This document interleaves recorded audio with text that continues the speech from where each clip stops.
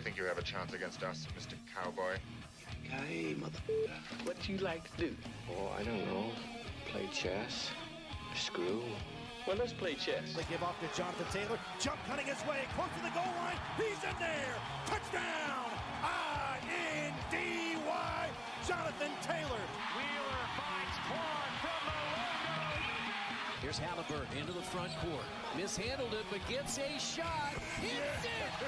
Hits it. John, I have never been better to be on the air with you here in Indianapolis, a place where so many of my dreams have come true. The Ride with JMV on 93.5 and 107.5. The Fan.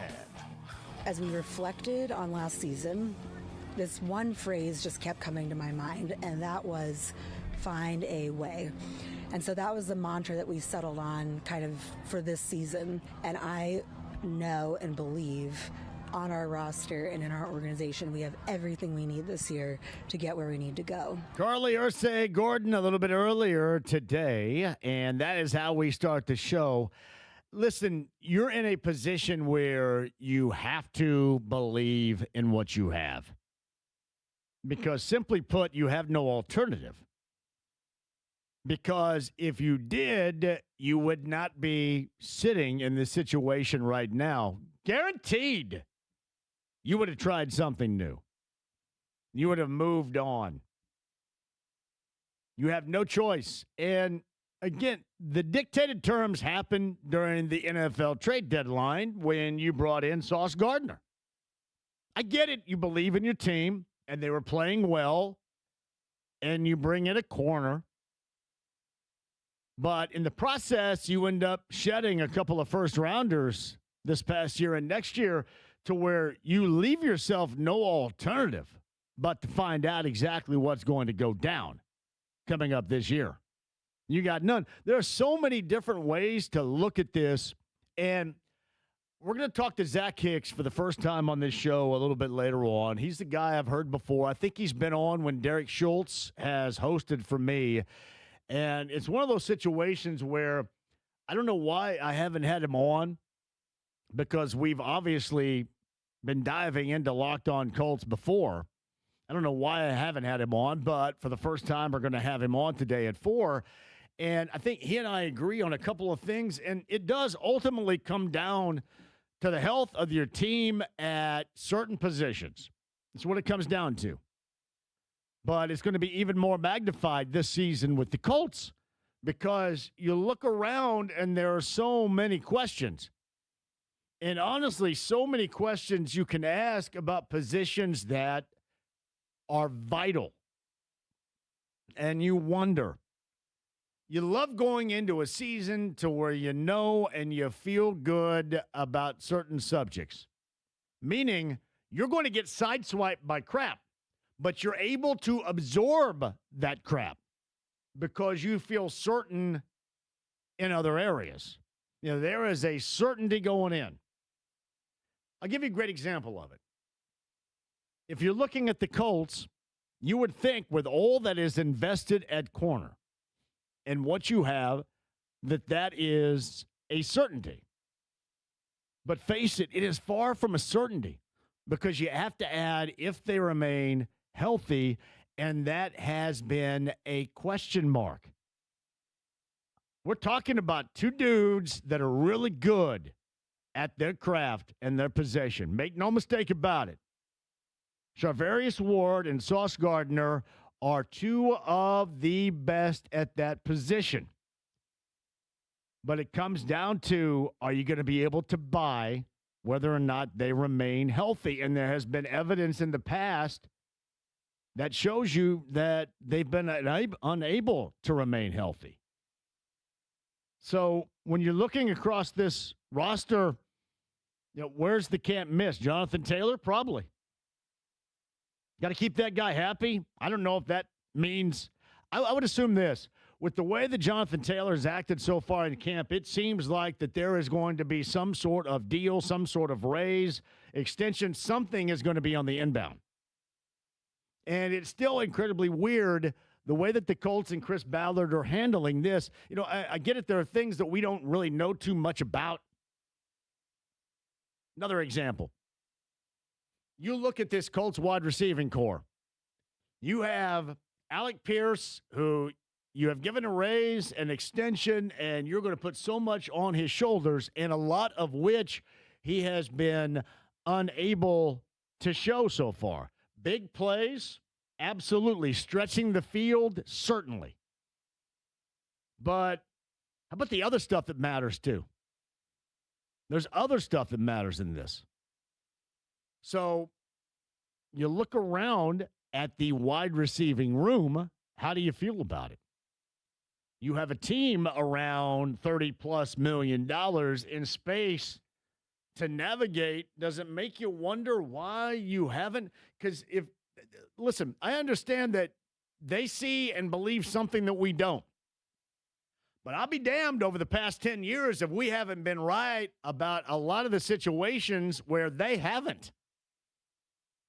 So that's the reason why we share dialogue, we talk about it, and we feel confident that our particular opinion, while I understand we're amateurs. For lack of a better description, we are jackasses. We're a lot of jackasses. But at the same time, it's not like that they have said, well, see, we told you this is going to be great. They haven't told us really anything, or at least shown us really anything. Anything that would persuade us that what we've been talking about over the years in certain situations have been inaccurate, have been rabble-rousing, or simply put, have been just incredibly wrong. Thus, here we are. And I think, again, significant reasons why you should look at this and go, all right, so if this is going to be the final season, Chris Ballard didn't want to sign an extension because you got to win right now. And you look at the wide receiving room or the core or the personnel that are out there, go get you somebody.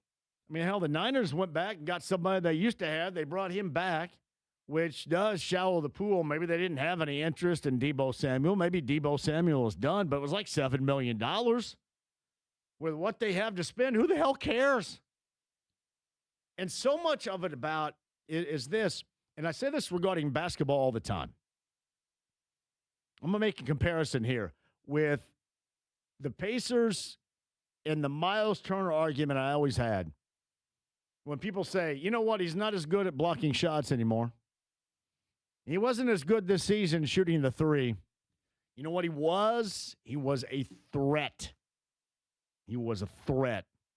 You went, there's Miles Turner out there, so if my ass dribbles on the interior here, I may want to look out. I need somebody in the rear view here because I don't know if he's coming at it. I mean, he may be down in blocks per game, but the threat of that is still there.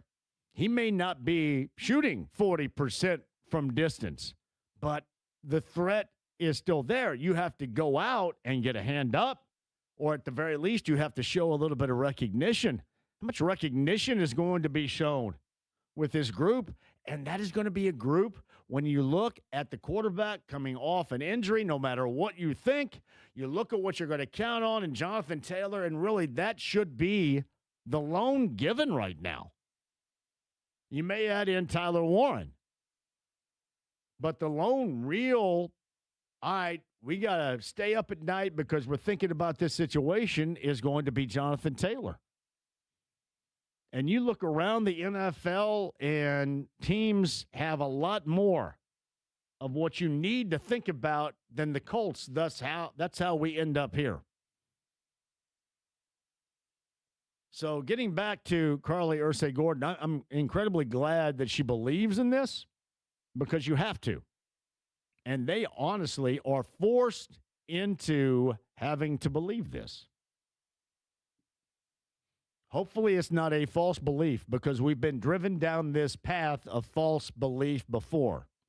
And frankly, everybody's a little bit worn out on it. Hopefully that works. All right, Colts camp a little bit earlier today. We'll go over that. Zach Hicks, for the first time from Locked On Colts, will join us coming up in the 4 o'clock hour. Adam Rittenberg. It was funny. The most noted dialogue from any coach so far in the college football media days has been that of Curt Cignetti. Well done. And that's exactly how it should be.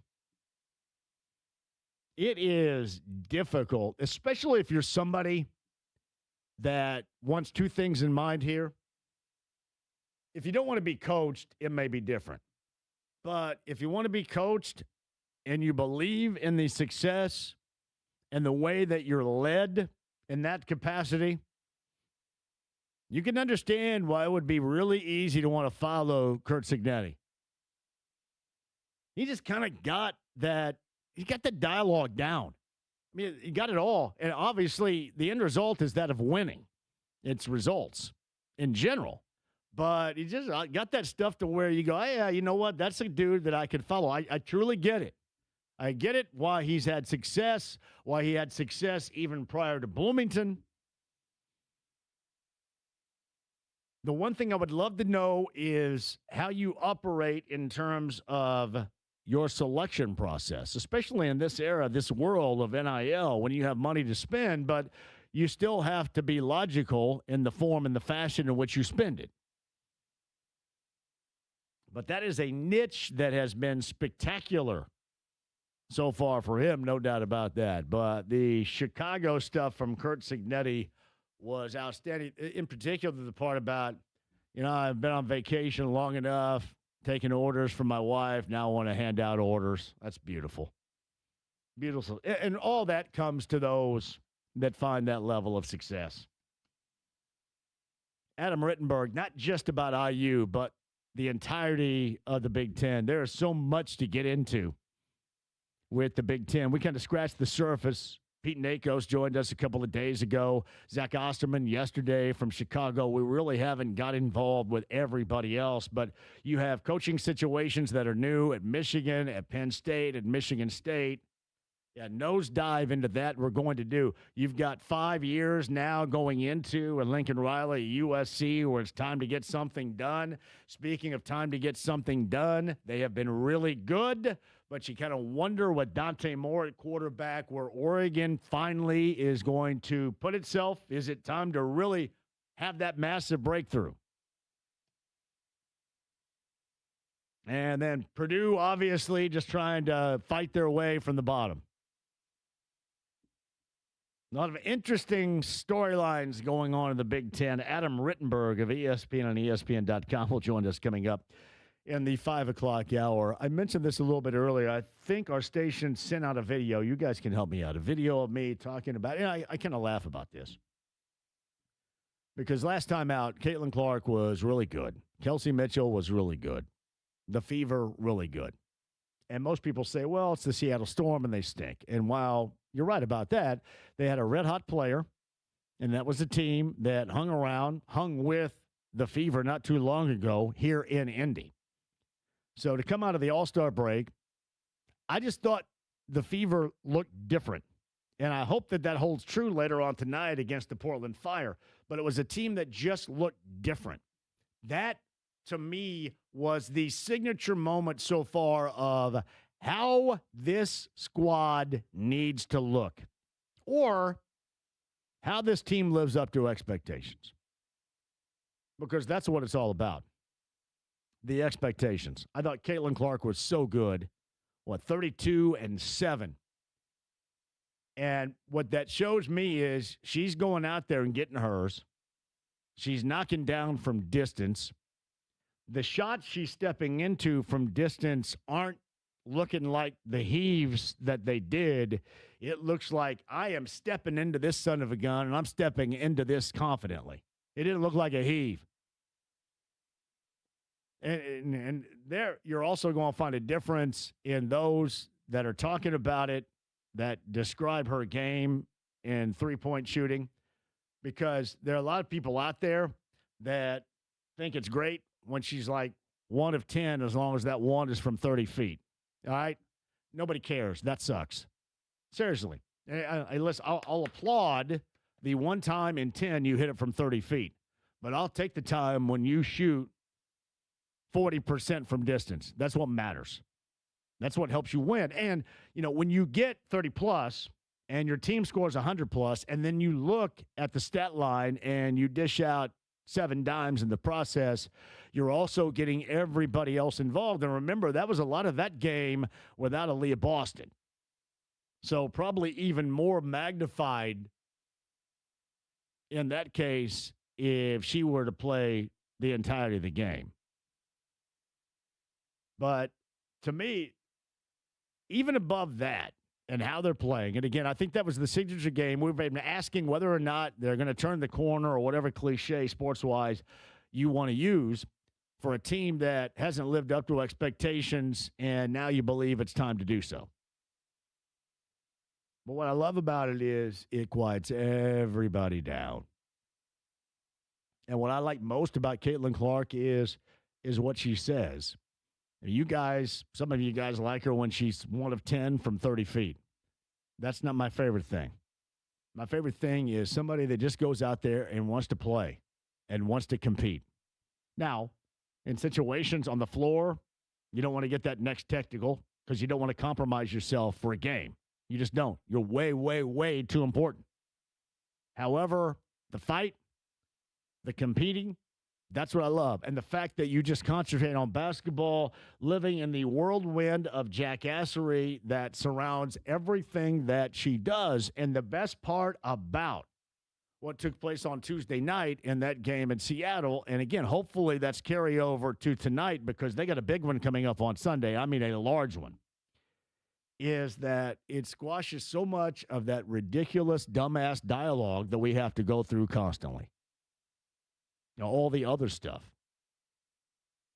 And I'm talking about the stuff that is on the fringe, not even basketball related, or the stuff regarding Caitlin Clark and her teammates and her head coach. Hey, I get it. I get that the WNBA is, at times, will be jacking around to the point where you go, what are you guys doing? But when it comes down to basketball and is played like that, that's exactly what you want to see. Can they be better defensively? There's no question about it. Improving in the categories that they struggled early in the season or earlier in the season when they weren't as good. A turnover category. And they beat a team on Tuesday night that turned the ball over 4 times. Seattle turned it over 4 times. So turnovers, defense, which has to improve still. And then fouling, not fouling as much. Those are situations that absolutely have to improve. And I think that coincides with the improvement of this team. I think her health and the way that she feels coincides with the way this team plays. And then I think when they play that well, it squashes so much of that crap that has to be absolutely exhausting. There are not a lot of things I talk about in what I do in terms of, well, that's exhausting to me. Because, listen, I'm not working a jackhammer. I'm not out in the fields working. I'm not putting up hay. I'm not doing anything like a lot of you do on a daily basis out there. So there's really nothing I'm exhausted about. Yeah, I'm sitting here in a chair, yip-yapping about sports right now. That's not exhausting. I don't care regardless of what you're talking about. I'm not exhausted by it. But it does tend, when it's rapid fire and it's constant, and you're the one in the crosshairs, and you're the one that's constantly being talked about, even if you don't pay attention. I mean, it does. It comes across your desk more than you think because we just can't get out of the way. I mean, hell, I'd like to think that this X account that I have would be able to keep me from reading all these jackass political things on here.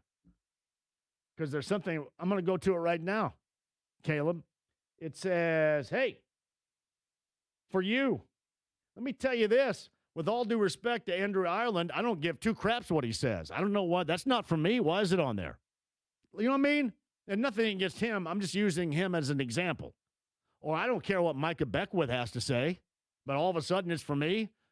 What I'm trying to tell you is it is virtually impossible unless you shut it all down, and I mean all of it down, to get out of the way. And what you end up doing when you play well and you reach or exceed the expectations, you squash all that dialogue.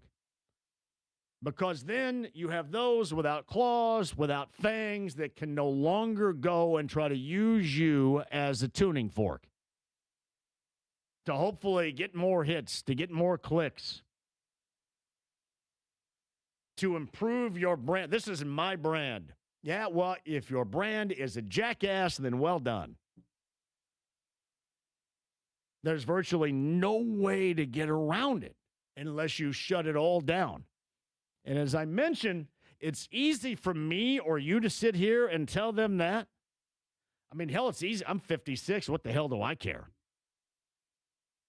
But for somebody in their 20s, and, with that notoriety, you got all this, it's virtually impossible. But, man, you do yourself and your team such a service when you go out there and you just bowl. And in the process, you kick ass and you just bowl. More of that, hopefully, coming up later on tonight. Seriously, you look at the lack coming out of the All-Star break, really the lack of any criticism, and not everybody. And we're talking about Fever fans or Caitlin Clark fans that go crazy. You don't get a rest. You don't get a rest until some of these non-basketball knowing jackasses don't have anything to discuss or talk about. And that's what Tuesday night did. And hopefully that's what tonight does, because you got a big one. And believe me, the ultimate gauge in hoop will be coming up on Sunday at 1 o'clock with the Minnesota Lynx.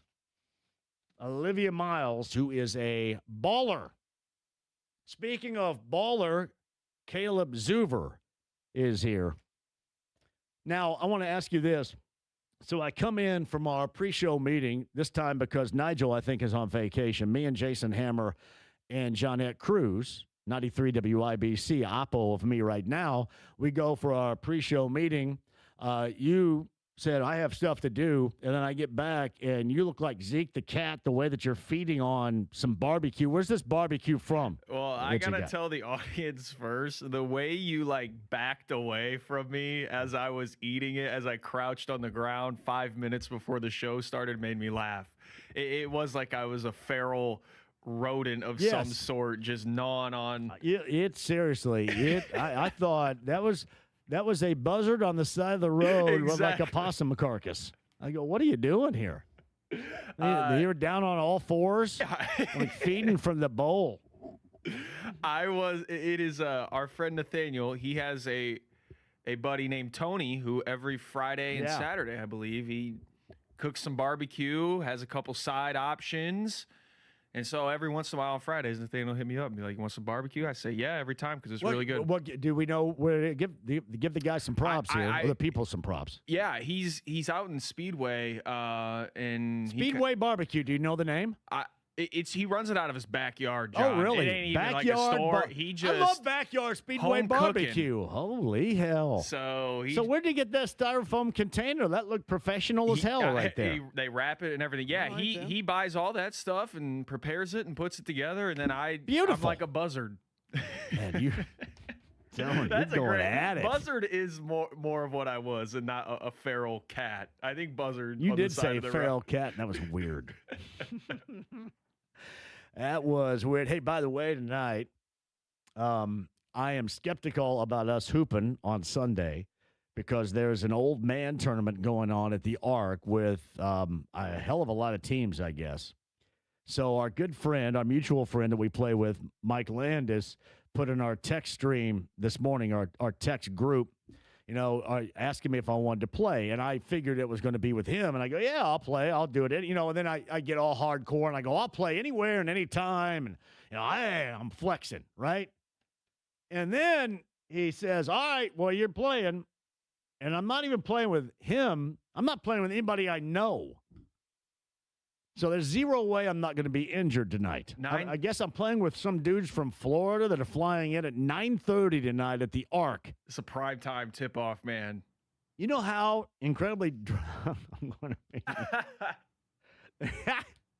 I don't know if that's a good thing or a bad thing, because sometimes it's a good thing. Yeah. But, I just go, what? 9:30.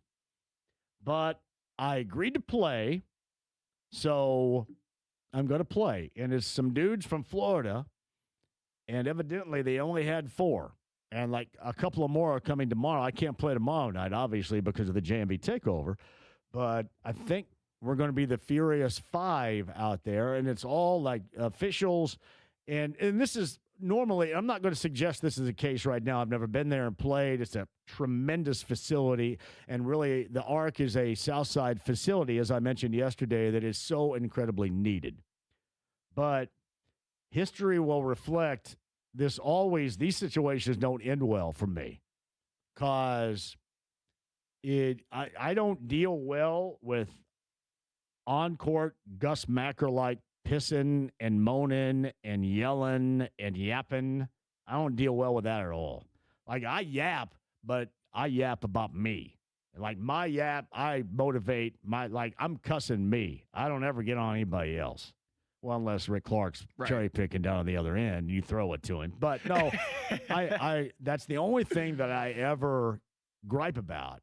And these situations, I hope that it's not Gus Macker-esque, because I rinsed out of that years ago. So hopefully not. Because that became nuts. It's only 5 of you. There's no subs. Oh man, not unless Mike got Cliffy.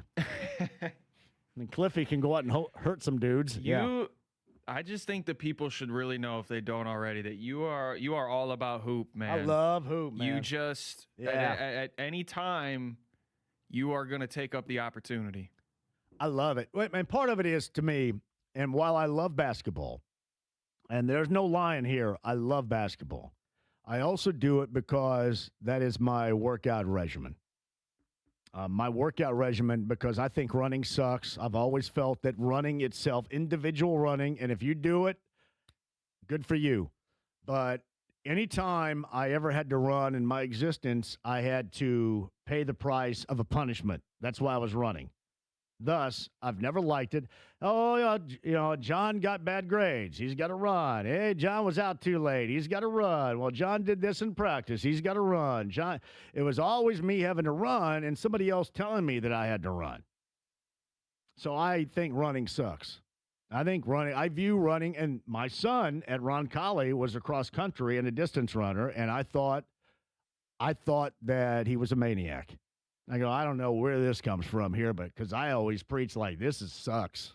This is awful. But he did it, and I don't like it. So this is my workout regimen, and knowing that we're not going to play on Sunday, likely, I got to get something in this weekend. So it's going to be tonight at 9:30 at the Arc. But you run the floor, though.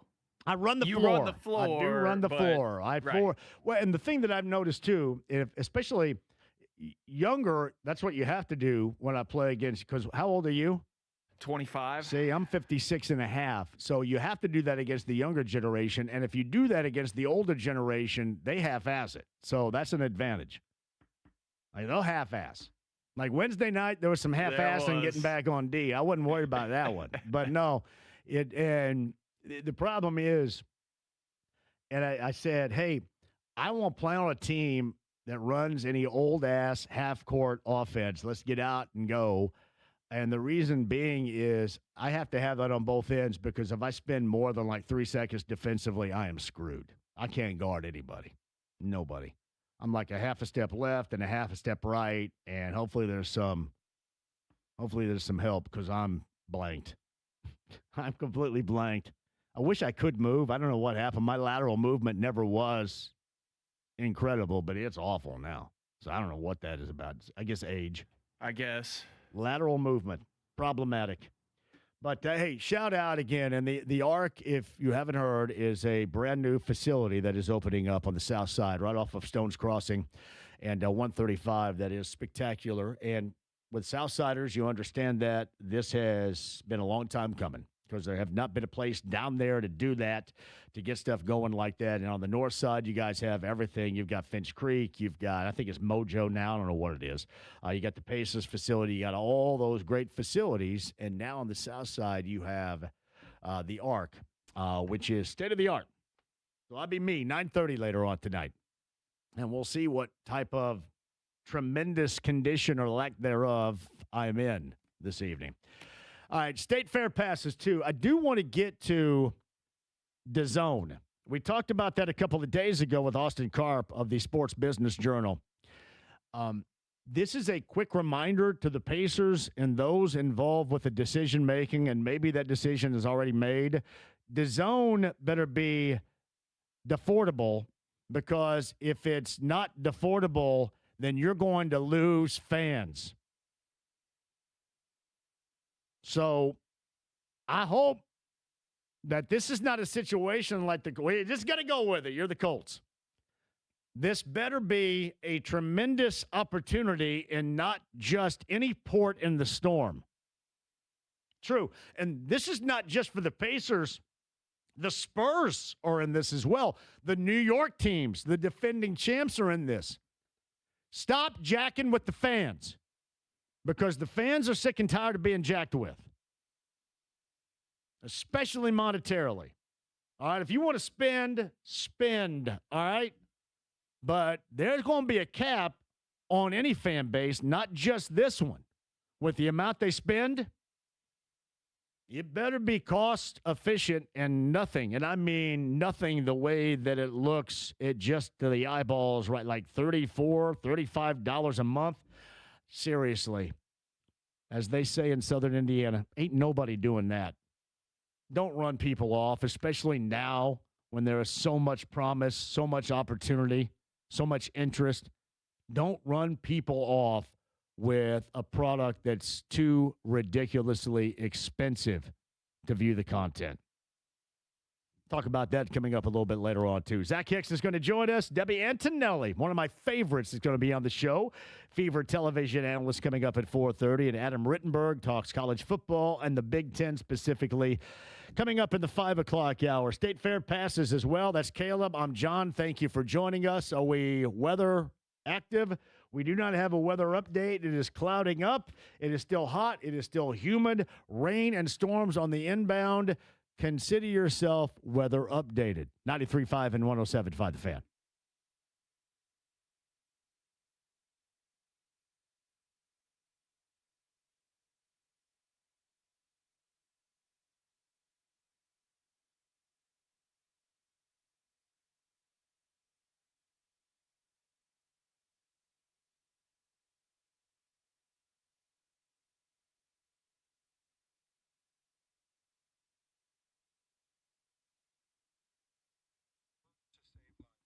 Hey, Big Red Liquors, did you know? Of course you did. It powers the JMV takeover.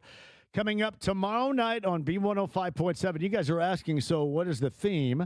It is, I think it's called A to Z, but it is going to be a whatever. We're going to whatever this bad boy up coming up tomorrow night, starting at 6 until midnight. Big Red Liquors powers the JMV takeover on B105.7. And right now, ready to drink spirits.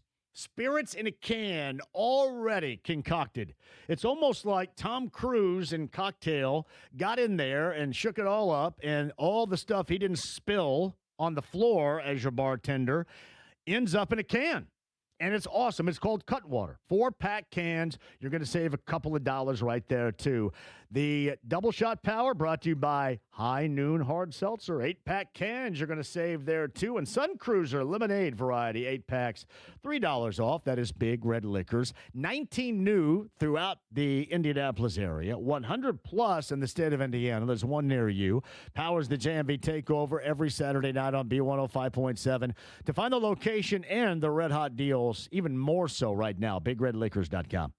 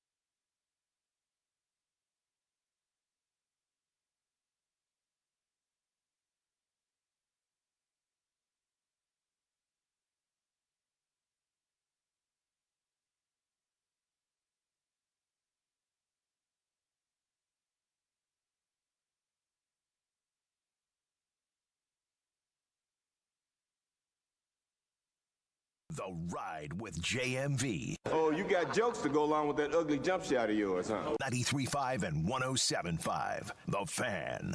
Damn right I do. Caleb's over there. I'm John. Caleb had some backyard barbecue a little bit earlier, just literally from somebody's backyard in Speedway.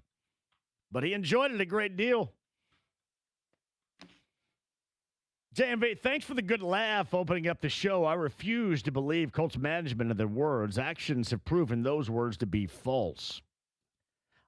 That's the other thing, too, is so much has been said and so much has not been lived up to this point.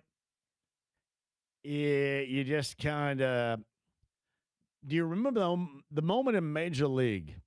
How can I put this without offending somebody? Who knows?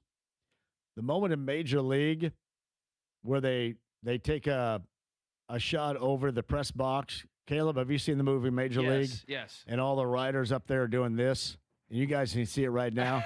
This seriously, when most of the time when the Colts are talking about expectations and what they're going to do, this is exactly what everybody's doing. And it's not that you're trying to be a jackass. It's not that you're trying to be funny. I'm not trying to be funny. I can just tell you, because I have the pulse of the fan base, this is what they believe that is. They go, oh, yeah, whatever. And this is not the first year of it. Now, they do have a little bit to go on. Now, we'll see coming back from an Achilles injury. But the offense was exceptional until the quarterback was injured. Now, the quarterback is coming off an injury. The wide receiver got paid and is coming off surgery. There now is going to be more knowledge of, hey, that's not Daniel Jones, who beat out one of the more inaccurate passers we've ever seen drafted number 4 overall in the NFL draft history, in Anthony Richardson. It's more than just that. Now there is like even more tape on Daniel Jones and Shane Steichen together and how to stop that. If you remember, even before that injury, when they go to Pittsburgh, and I know Pittsburgh has always been problematic and likely will be again this year, but Pittsburgh looked like that they had one hell of a defensive diagnosis in what the Colts were trying to do a year ago. But there are a lot of things you have to overcome. But I think I can speak for the fan base out there. There's nothing that douses your enthusiasm because, frankly, you're just ready for the season to start. But when somebody over there talks about this is what we're going to do and this is what we believe, you guys are giving us the Major League. The imitation dolphin flog is what you're doing.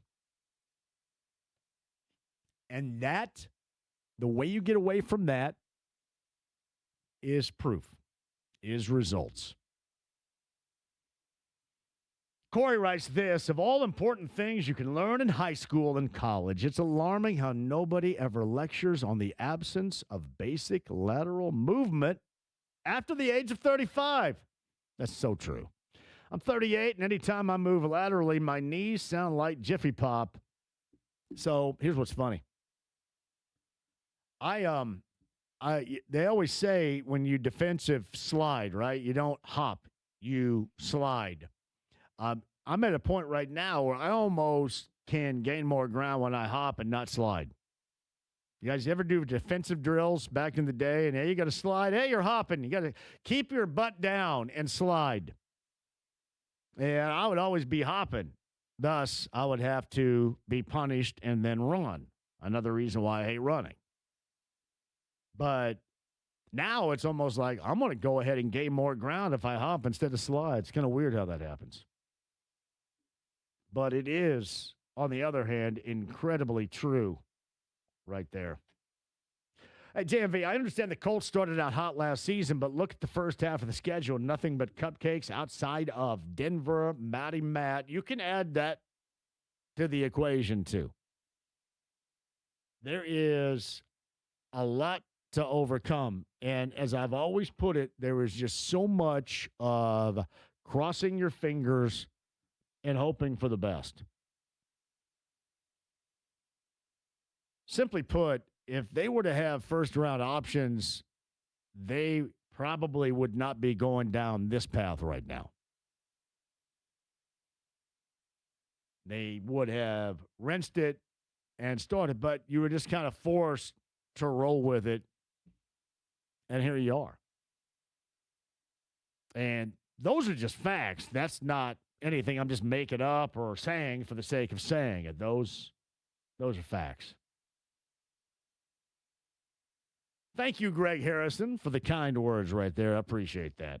Hey, back to the Pacers and DAZN for a minute. We're not completely concrete sure that that's going to be the case. But I would, again, advise we have a lot of people that look at the price tag right now before we know absolutely anything, and they're not digging it. You got to be really careful. Really careful. You cannot be running people off. BT writes this: I've been and will always be a Pacers fan. Fell in love with them as a kid in the 1970s. If they think for 1 minute I'm going to pay $35 a month to watch the games, they've lost their minds. In my 55 years of Pacers fandom, I've never been this disappointed. Well, I would suggest, I'm not sure.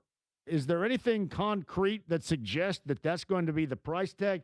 That there has to be a more financially responsible for your fan base and the viewers way to approach this. There's zero way that you can roll that out and expect people to be watching. Now, granted, I want you to listen to the radio and Mark Boyle, but I'll be watching Chris Denary and Quinn and Eddie and JJ. We all want to watch. But I would concur with the fact that you would not be the only one here, BT, that would be incredibly pissed about it. I don't think you could have enough watch parties to satisfy. But, again, we don't know the context, if indeed that is going to be the case just yet. So I guess what I'm saying is we'll worry about that when it's significant enough to worry about. But I would agree with you. There's no, and I mean no way anybody's going to pay that. I don't blame you. And think about it right now. Remember when cutting the cord was financially responsible? And now you find yourself, well, I got to have this straight. I got to have this app, that app, 19 different apps. I'm an idiot because of how much I pay for DirecTV.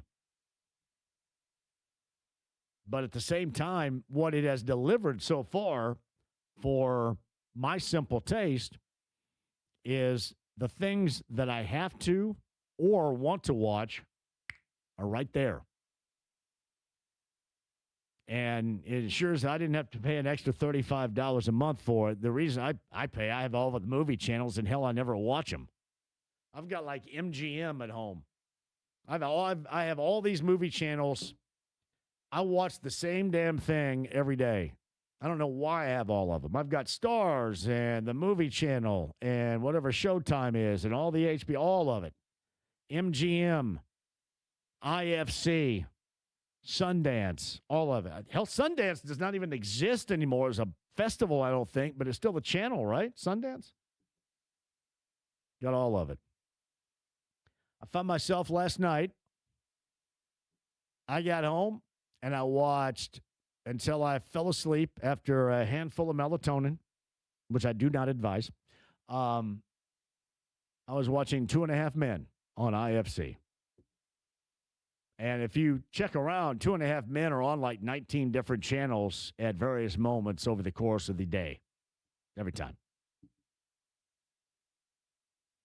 All right, so Seattle and Vegas, are those going to be at some point the new NBA teams? How watered down do you think that's going to make the product when you add two teams? It's a great question, John. I think there's a lot of people who think there's a real need for expansion, but then there's a lot of other people who think it's not going to help at all, and it is going to water down. Is it going to make the product worse? I don't know. Here's the way I think of it. Like, guys that were playing for the Pacers this past year would probably be some guys that would maybe find their way on expansion teams. Don't normally you have to give up how many players, make them eligible for a draft? You can protect a certain amount before, and who knows what that number will be if they're adding two. Who would you not protect from the Pacers if it were to happen right now? I mean, I know exactly what everybody's going to say. They're going to say Shepard and that's the first one. What Shepard and like I feel like someone that would be on the fence would be like a Jarris Walker. Like, what do you do? Like, depending on the number of the number of players you can protect, like, what do you do with him? He might be one that's like, oh wow, they actually let him go. But you know how you've talked to Chad Buchanan, how they feel about the core. None of those guys are going to go, and then you start getting down to the nitty gritty. It's not for 2 years. Yeah, yes. It may be. This has got to be. And again, this further magnifies why your television content provider has to be top notch, because you are so counting on these next 2 years. Yeah, and the NBA not figuring this out is ridiculous. There's going to be a point in time, and this is everybody included. This is the NFL, NBA, Major League Baseball. If they keep you continuously on some big turd hunt all the time to find all these games, there are going to be enough people out there to check out to where you're going to notice it. I say this all the time about us. You've got to make sure your club is as inclusive as possible. Oh, I preach this in this building constantly. Now, I don't know if anybody listens, but I'll preach it. But as inclusive as possible. Because there is so much out there right now, so much content that's available. Out of sight, out of mind. Don't want to be that. Let me take a break. We'll come back. So, Zach Hicks, Locked On Colts, coming up at the top of the hour. Magnified how the dudes have to stay healthy on this team. And you're talking about a couple of dudes that come into the season trying to prove that they can maintain health. Zach Hicks, Locked On Colts, top of the hour. Debbie Antonelli is going to join us, the Fever television analyst, the Fever in Portland, coming up later on tonight. Debbie joins us at 4:30. And Adam Rittenberg, 5 o'clock. We'll talk college football, Big Ten, and more with Adam from ESPN and ESPN.com. We have State Fair passes and more, but right now a quick weather update from Fox 59. Showers and storms move in this evening and continue into the overnight hours. Saturday will also be a soggy and somewhat muggy day. There will be dry times, however, there will be more rain-filled ones. Highs in the upper 70s. I'm Fox 59 meteorologist Ethan Rossick for The Fan.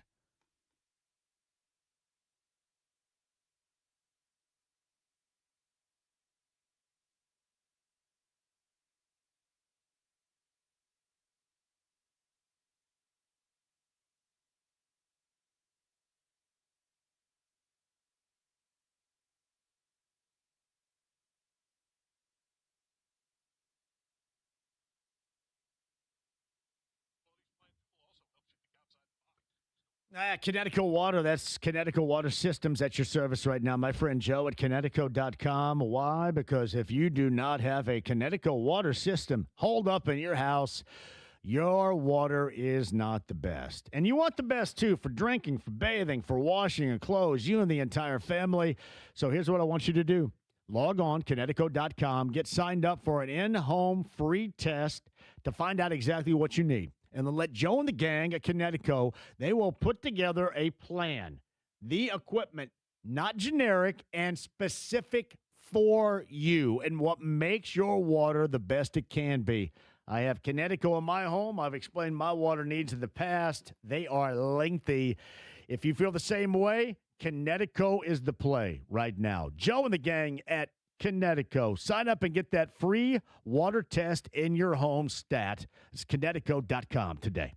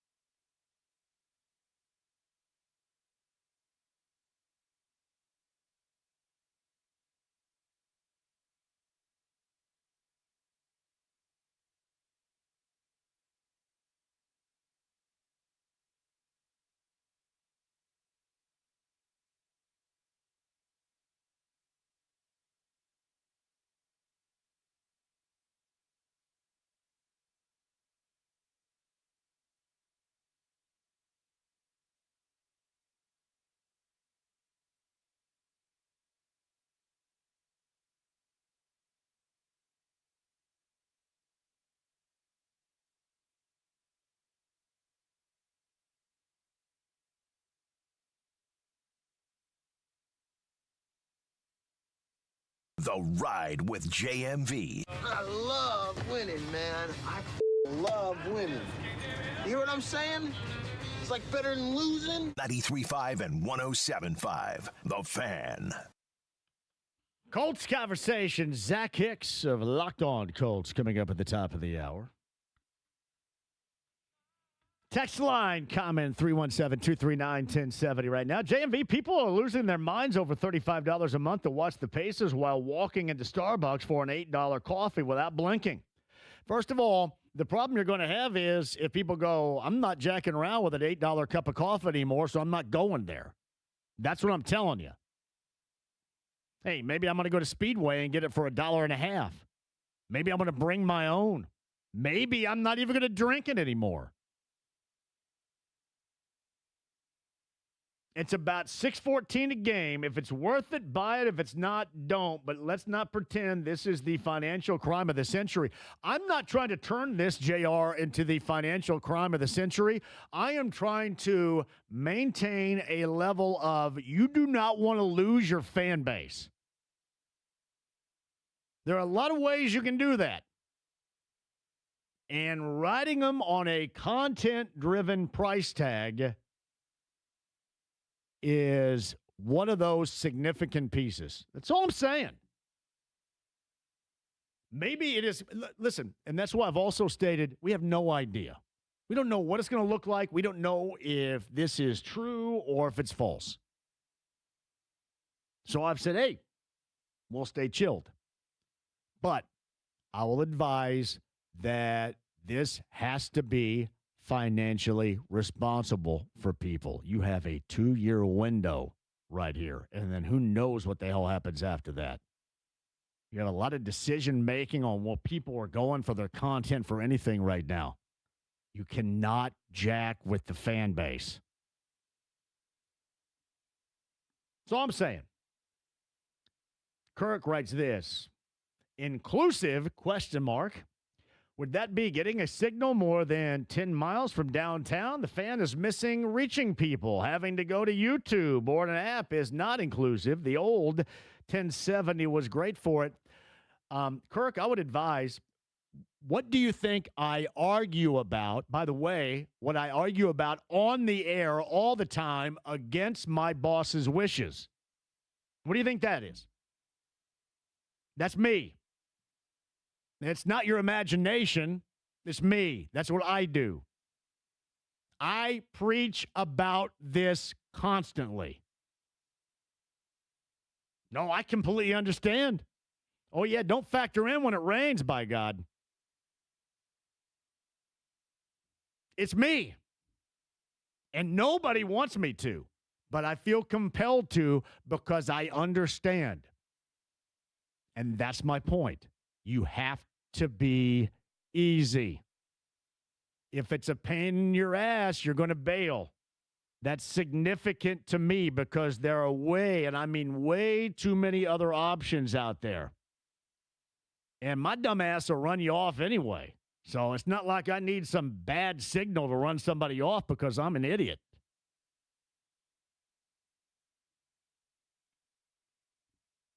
I completely understand. Listen, I'm an advocate here for it.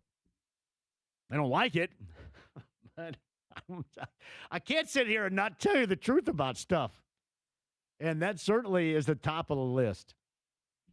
But that is what I preach about, as I mentioned earlier, down the hall all of the time.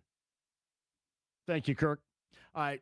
Zach Hicks coming up at the top of the hour. Locked On Colts. The first time on with me, he's been on this show before. Oh, my fellas, I'm ready. Oh, look. We've got the whole hee-haw gang out there in the hallway. We've got a during the show meeting coming up at the 4 o'clock hour. Zach Hicks on the other side. Debbie Antonelli, the fever analyst, is going to join us bottom of the hour. 93.5, 107.5, The Fan.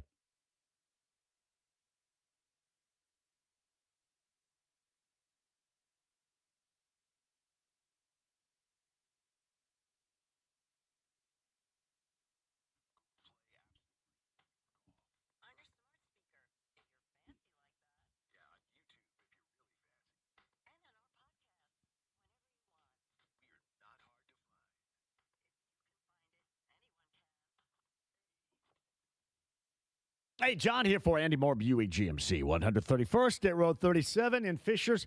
So the theme this afternoon is making it easy. Eric Wilson will make it easy at Indiana's Best. Why? Let's start with the inventory. And the best SUV on the market right now is the Buick Enclave in a variety of styles. And Eric Wilson's got the inventory. They have the service after the sale, which maintains and even lengthens, in this case, the life expectancy of your Buick Enclave. But how about the incentives to buy? That's a big old fat coupon that's going to save you some money. The Buick Enclave, my friend Eric Wilson, Indiana's Best, hassle-free, easy shopping at Andy Moore Buick GMC, 131st State Road 37 in Fishers.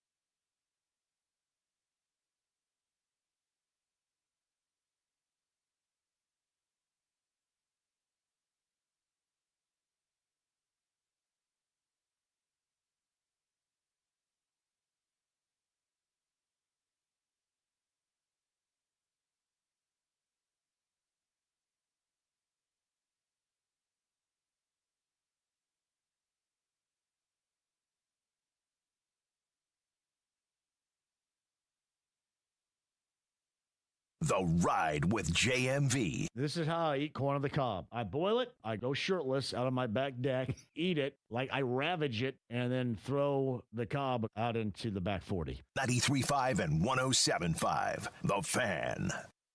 Well, I love Jonathan. I mean, I'm really proud of the leader that he's become on our team. I mean, he's one of our pillars. I mean, his picture's on the stadium for a reason. And I would love it if he would be a Colt for life. Carly Ursay Gordon a little bit earlier today at Colts Camp. Drop light in Westfield at Grant Park. I'll be up there on the 20th. And here's what's interesting, right? I'm going to get to the comment regarding Jonathan Taylor And his mood, which is kind of interesting too. We'll get to that coming up in a minute. But I know, Caleb, you said our next guest is going to be in town when? Next week? Next week, yeah. So he's in Maryland. That's his home base is in Maryland, Virginia. Correct? Virginia. Well, close. It's all right. DMV, yeah. Eastern Seaboard. Here's what's funny about it. His ass is going to be there before mine. How about that? I don't get up there until August the 20th. On the Andy Moore Automotive Group hotline, the first time he's been on with me, he's been on here a multitude of times throughout the station, but in the afternoon, I know Derek Schultz, his partner on Locked On Colts, more than occasionally has had him on. Zach Hicks from Locked On Colts, kind enough to join us now again on the Andy Moore Automotive Group hotline. So you're going to beat me here to camp coming from Virginia. That's not good. Yeah, man, we got to get out there. We got to get you out there a little bit earlier, man. But no, it's all good. As long as you get to see a couple practices, then I think there's no issue with it, right? You just need a couple to really get a feel for things. Oh, it'll be great. They love it. Yeah, Chris will come sit right next to me, and we'll have some dialogue for a while. We'll be thoroughly enjoying that moment, I'm sure, Zach. But you're getting here next week. I think you guys do a great job. You and Jake do a great job on breaking things down. I want to start right here and then get off to some of the points I know you've made in the past. I mentioned the attitude, if you will, right now of Jonathan Taylor. Jonathan Taylor looks like a dude that's coming to an end of the contract that believes that it's not going to be the end of his deal, that something is in the works here. Is that how it feels to you? Yeah, it definitely does. I mean, it's kind of funny because we have the experience of a couple of years ago, right, where like all of that drama that we had with it coming into 2023, the Colts were coming off such a rough season, and their star running back was wanting a new contract, and it was just a weird spot that everybody was in, and it was pretty played throughout the media and played throughout everything throughout all of camp, and it took a while to get that contract done. So there was speculation throughout, all media spheres this offseason. Like, could we see another Jonathan Taylor holdout? He's done it in the past. It worked for him in the past. And now he's coming off like the most productive season he's had since 2021.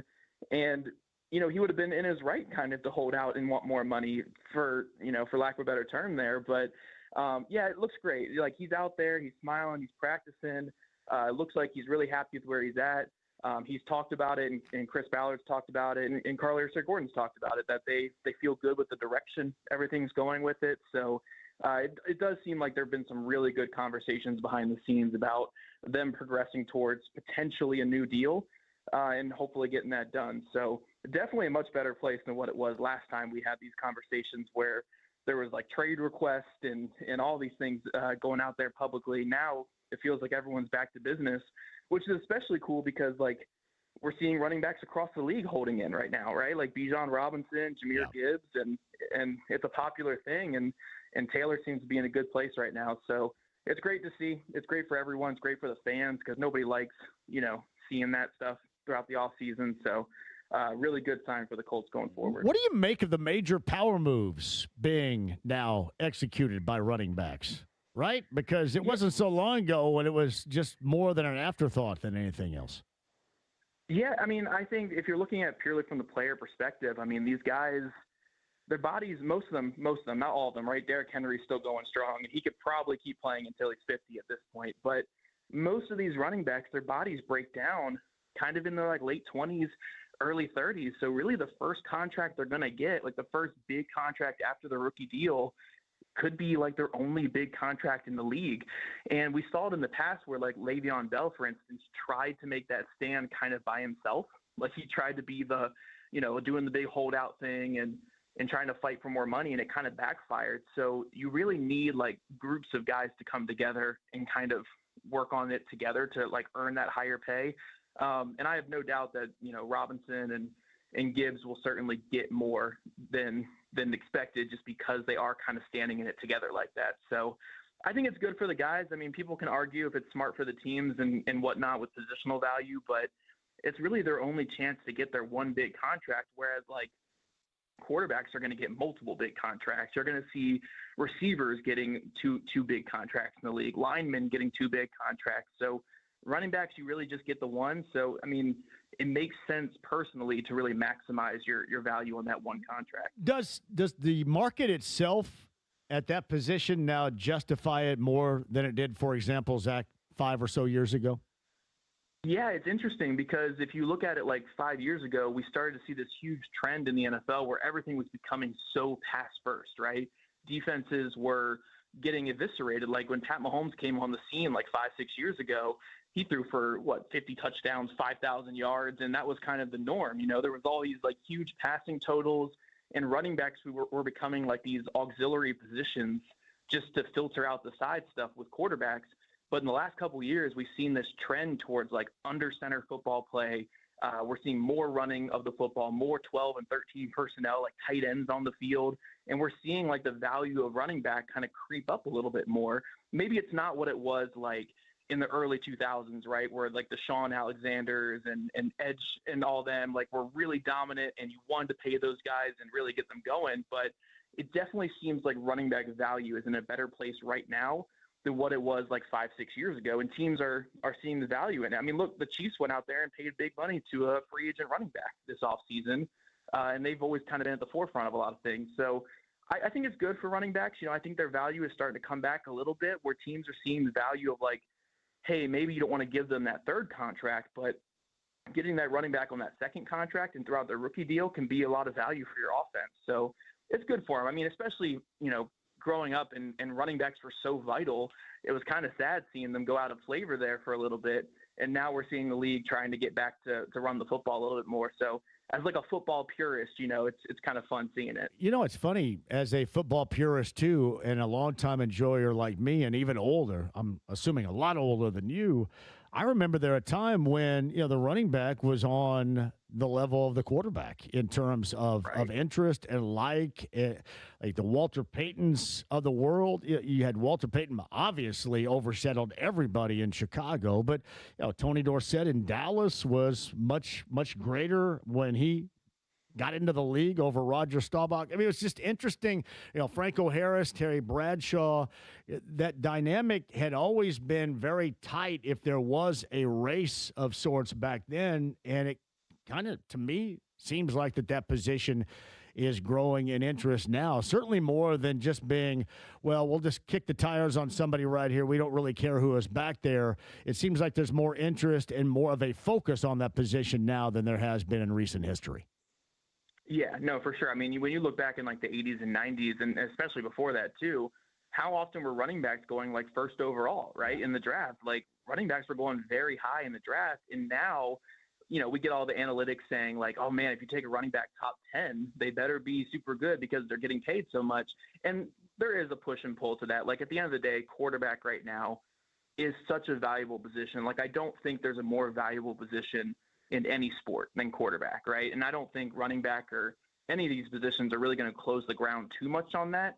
But I do think we have seen a resurgence of running back a little bit more where maybe it's not to the level of quarterback, but maybe it's getting closer to like a level of like a top receiver or a top tackle or something again, rather than just being this complete afterthought that it was from like 2010 to like 2020, where running backs were being completely just thrown aside. And it was like, well, the second we have to pay them, let's go get another cheap one because they can just replicate the value we need. Whereas now we're seeing the difference. Like, I mean, like the Colts last year, they were a pass first offense early in games. Like, don't get me wrong, but the reason why we saw these point totals balloon so much in the second half of games is because they were feeding Jonathan Taylor and they were boasting one of the best rushing offenses that we had seen in recent history. And it's not like they had a quarterback also running the ball. Like Jones had some rushing touchdowns in there, but so much of it was Taylor being dominant, right? Like they weren't really distributing the carries to anybody else like we've seen from other great rushing offenses, like with Lamar Jackson in Baltimore or like Jalen Hurts in Philly. So having that great running back can be the difference between, you know, a great start and looking good or, you know, being one of the worst teams in the league sometimes, especially if you're in the Colts like last year. So the Colts are recognizing that, and that's why I think they're treating Taylor well. Hopefully he can continue staying healthy going forward because it is risky paying a running back a third time, but outliers exist, and Taylor's about to break all the franchise rushing records, so you can certainly call him an outlier. So keep him happy, keep him going, and hopefully this Colts offense can get back on track. Loaded with content. It is Locked On Colts, the podcast, along with Jake Arthur, Derek Schultz, Alan Pinkett, the former Notre Dame Fighting Irish and NFLer, among others, a part of that too. And they update things on a daily basis. Zach Hicks joins us from Locked On Colts on the Andy Moore Automotive Group hotline. Are you a believer in what they have personnel-wise right now with this group, or are you of the belief that the reason why we're here is because of that Sauce Gardner trade deadline deal of a year ago? I firmly believe in Carly Ursay-Gordon looking at the first half of last season and saying, we can get back to what we showed early last season. Like, I do think when you look at how they were successful, how they were winning, and even in some of their losses and when they played better teams, like that Rams game, we all agree probably should have been a win if it weren't for a couple costly mistakes. Like, they were playing really good football. I don't think that this is like Carly saying like, okay, we need to bring back Ballard because we don't want to straddle a new GM without a first-round pick. I think she does believe in what they showed early last season. It's just going to be on a very short leash because having the end of the season they had, even with, the quarterback issues, and we've already talked about how valuable a quarterback is, you just can't have losing streaks like that. Like, they really needed like one, maybe two wins down the stretch to get in the playoffs, and they couldn't even muster that out with the guys that they had. So I like what she said today, where it's like, look, the mantra this year is find a way. Things get tough. You lose games, or you lose players, but you got to find a way to get those wins and get into the playoffs. So I do think that like a big part of bringing back everything and believing in this year is buying that first half of last season. Now we'll see if it can materialize. They're really banking on a bunch of older players who are coming off some injury concerns, and that's certainly scary in the face of the NFL. But I do believe that a lot of this faith to run it back one more time is like, hey, what we were doing early last season was working. There was a lot of good in that, and basically when we started losing games, we didn't have our quarterback. So some of the turnover luck went against us, and like, let's see how real that first half was. And if they miss the playoffs again this year, then you'll have your answer. So I do think that was a firm belief in this unit, but the belief will run out if they miss the playoffs yet again. So yeah, I think Carly certainly believes in what they were doing, but it's going to be a bit of a shorter leash this year than what it was last year. So Zach, I'm on the other side of that. I think that their decision-making was really pared down and compromised because of that deal. And while I'm cool with the deal because you saw something that was being created in the first part of that season, and then obviously the injuries to significant players, Daniel Jones, certainly compromised the remainder of the season. I think if they were to have first-round options after this past season, that maybe, to me, honestly, I think they would be going in a different direction. So I don't know. I think you kind of have to put on that face right now because you're soaking in it. You know what I mean? Because you really didn't have leverage nor options to deal with, to change things up. So you have to believe, and hopefully it works out. But I think you have to, more than anything else, believe in this product the way that it is right now, because really adjusting things, it was compromised after that trade deadline deal with no first rounders, and you really had nowhere else to go.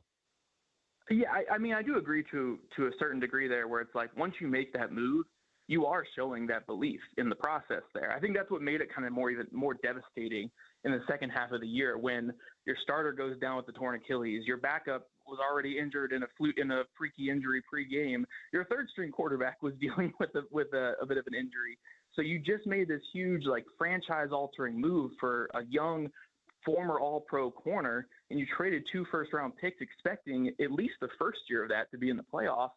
And you can't even manage the one more win down the stretch because you're down to a quarterback who's been retired for years to come out here and start games for you, because it was either him or hampered Riley Leonard, or what was it, Seth Hennigan, I think, was on the roster at that point at quarterback. Like, it wasn't going to be great down the stretch. So I understand what you're saying, where it's like they kind of made their own bed when they made that trade, and you kind of have to commit to it this year. But part of me thinks like you make that trade because you are so bought in that first half of last year. Yeah. So to fall off of it so much because Phillip Rivers couldn't win you a couple games or Jones couldn't win you a couple games with a broken leg, like, I don't know if they would have fallen that far off. But I totally see your opinion with that, where it's like yeah, I mean, they kind of made their bed with this. I don't know what the right answer would have been. You know what, Zach? I don't go too over the top, and here's why. Because I was down with it.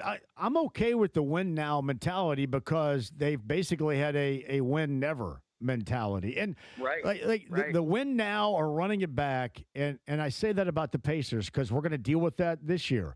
There is a basis of results that we have seen that would, I think, define why you have Kevin Pritchard and Chad Buchanan wanting to run this core group back with the Pacers. But with the Colts, it's not that way because, you go all in and then you have that injury and you're screwed for the remainder of the season. I get why you want to win right now because the results at that level, it's been few and far between. And it's just kind of the same old for the fans. So I don't go completely over the top on that. I just kind of think they're in a situation in which they created because they had belief, and maybe it wasn't misguided because of the way the offense specifically was playing. But again, you didn't have the optionality there at all because of the lack of first-round deals, or I should say first-round selections that you had. Thus, you're right here. But I understood at the time. And I still understand it right now. You're just kind of soaking in the situation itself. Yeah, I will say, if you had the belief in Jones and the offense early last season, I don't think anything about the second half of the year lessens the belief in Jones outside of the fact that he's coming off the Achilles injury now, right? Because it's not like he threw 20 picks in those games and he was just the worst quarterback in the league. He was hurt, and even in the Texans game, for instance, he had one of the better performances against the Texans defenses than any quarterback in the league last year. Now, it wasn't a great game, but nobody played well against the Texans. So it was kind of a weird situation for the Colts. And as a fan, you kind of think about it in your brain. It's of course this would happen to the Colts, right? You make this big move, going all in, everything's going great. And then of course, you could survive any other injury maybe except for the quarterback. Right. And the quarterback goes down. So, if they're feeling good about the Jones Achilles injury, I mean, the thing is they have to feel good about it though, right? Like you said, they made their bet. You have to feel good about it. Even if he was not recovering well, you put yourself in a situation where you had to feel good about it. So we'll see when the bullets start flying this year, that'll be the ultimate test. But I do think come the end of this season, I know a lot of people have said, okay, Carly Gordon didn't make a move last offseason. What's to say that she's going to after this year? I do think that it really is now or never for Ballard and Steichen this year. I really think they need to win this year or they will make some changes, even without the first round pick, because you just don't have any excuses at that point.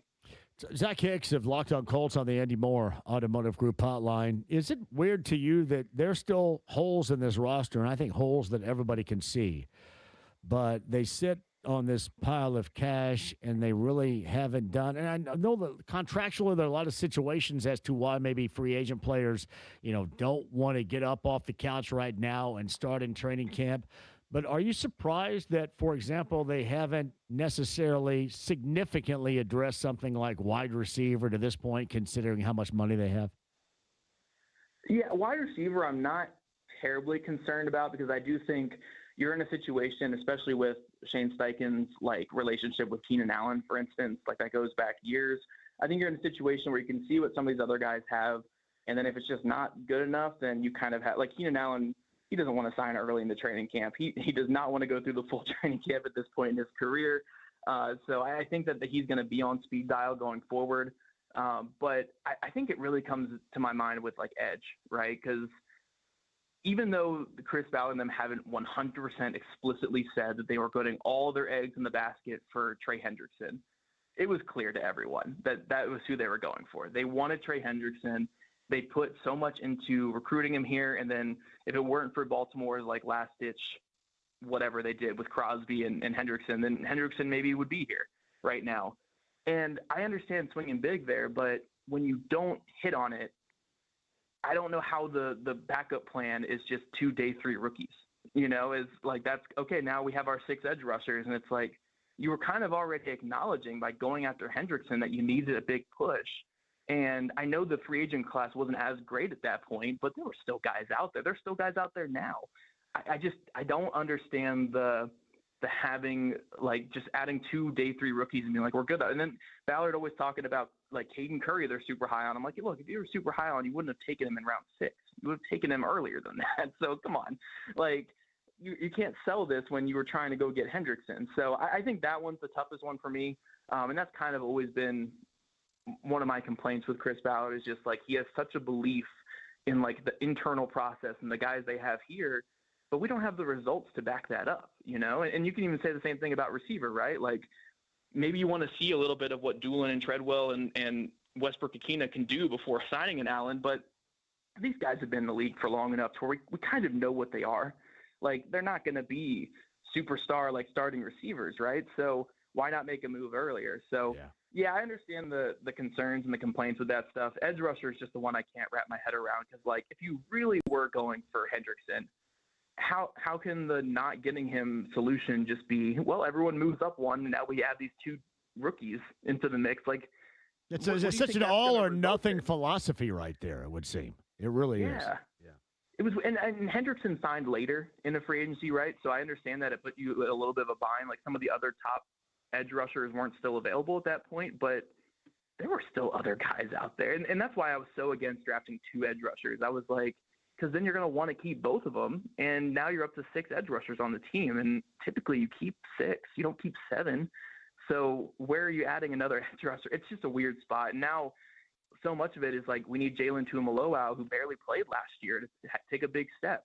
We need Arden Key, who has been, you know, a fine rotational guy for 9 years, to be something he's never been. You know, it's a big ask of these guys. So we'll see if it pays off. But if I have pessimism anywhere, it's certainly there at that other edge rusher position, because I mean, they kind of said what they thought about it when they went for Hendrickson. It's almost like, Zach, that they believe in the secondary is so, no pun intended here, locked down, that they can afford maybe not to have what their normal pass rush is. And philosophically speaking, in the NFL, or really any forms of football, it's almost like, and I've described it in this fashion, backwards defensively. You know, when you're looking for the playmaking ability and you're stacked in the secondary, but you're faulty or you have the huge question marks up front off the edge, it is a backwards scenario compared to what you normally know. Do you believe at all in that? And it kind of seems like that's just, again, much like this team, where they are with it because they were forced into this position. Yeah, I do think it is a common debate we've seen amongst a lot of football minds. Like, what is more valuable, coverage or pass rush? And can you even separate the two, right? Because they have this symbiotic relationship where they have to work off each other. So I understand where people come with that. And I'm not exactly sure where I fall. Like, I think, gun to my head, I'd prefer to have the better pass rush than coverage, because so much is built up front. But I think you can find success by having great coverage and having a pass rush by committee, right? Like if you have such great coverage corners in secondary, you can blitz a little bit more and get the ball out of quarterback's hands, and maybe that can be your mode to success. But I do agree with you where it's like, it does feel a little backwards, especially when the secondary that we're banking on. And look, I want the secondary to be awesome. I think on paper, like if you're just looking at it on paper, it can be the best secondary the Colts have had in a long, long time. But let's be real about it. Sauce Gardner missed half of last season with an injury. And he's probably the one we feel best about injury-wise, right? Because Justin Wally missed the entirety of last season with an injury. And Mooney Ward is coming off, a really rough season with the concussions. And who knows what his effectiveness is going to be. You could even go to the fourth corner. Cam Taylor-Britt missed the last half of last year with Liz Frank injury. And all these guys are expected to fill pretty big roles or come in and start. And you're at the situation where they were last year, where it's like you felt great about corner, but then once the injuries piled up, Xavier Howard was starting games for you. And then you don't feel good about corner with the questions you had on the defensive line already. So I'm not sure there's ever a great solution to combating injuries, right? Because you can't build a roster of 53 starters. It's just not feasible in this league. But I do think that putting all your eggs in this secondary basket is going to carry your defense when you have major questions about injuries. And heck, we haven't even talked about like Buckner's injury up front and other injuries like that. Like it's concerning. I'd have to keep you on here for a couple of hours, I think, to address everything. You know what I mean? Right. Like if they could stay healthy this year, they can be a really good team. But the injury questions are such a big looming cloud right now that it's so concerning. Before I let you go, do you recollect any point in time when the philosophy that we're talking about right here that they have to go with the secondary, being the overriding playmaking factor over the edge rushing up front where that worked out? Does anything come to mind to you? I would say the Vikings defense the last few years has been a little bit more like resource heavy into secondary, and more so than like they never had like a huge great pass rusher. Like they had Grenard, I think the last couple of years was pretty good, but they didn't have like that dominant force. They let Daniil Hunter walk, and they were putting more resource in the secondary, but he's chaotic with how he blitzes there, right? He brings 6-man rushes all the time, Brian Flores. So like, I think you can find success that way. It's just the easier mode to success, obviously, is having those studs up front. So it's tougher, but I think there is a way. It's just not the most repeatable way. All right, Locked On Colts, you guys are constantly churning out the content for everybody. Tell the folks out there about it. Yeah, Locked On Colts, our daily show that Jake Arthur and I host. It's always great having Jake as the co-host there because he's at practice every day giving us all the info. So if you guys want a daily show that gives you breakdowns on every single practice, for better or for worse, you can learn a little bit from practice, maybe not as much as we play it up, but it is good to hear the information there for sure. So Jake gives it there, and we're actually about to record right after we jump off here, so that'll be up a little after 5 today. Well done, pal. We'll do this again sometime, and when you're in and around Indy, you'll have to come out to a live show, and I'll get you all hammerlocked while you're talking, too. That'll be even better. All right. Love it. Cool. Thanks for having me, man. Well, hey, man, I appreciate you, Zach. Thanks, pal. Yep, thanks. That's Zach Hicks right there of Locked On Colts. He was a little skeptical about answering that one, I think.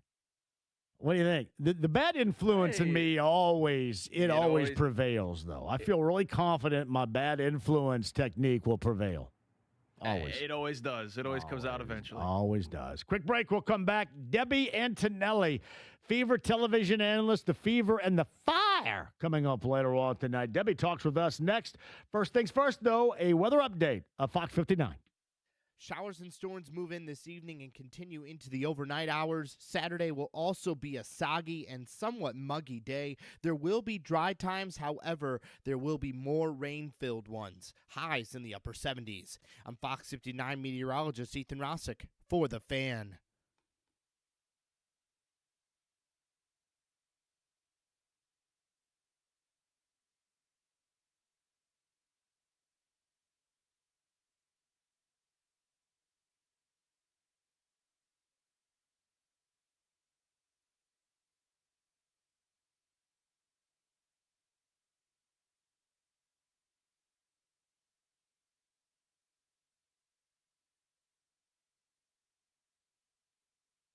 Hey, John, for Premier Weight Loss, GLP-1 weight loss injections here in Indy. Let's get started today. Your weight loss journey with Samantha, Lauren, and Thomas today. The two locations in Indy, Northside 317-643-4444, and in Fishers at 317-567-9100. I can tell you it absolutely works. There's a reason why I'm going to hoop it up at 9:30 later on tonight at 56.5. Why?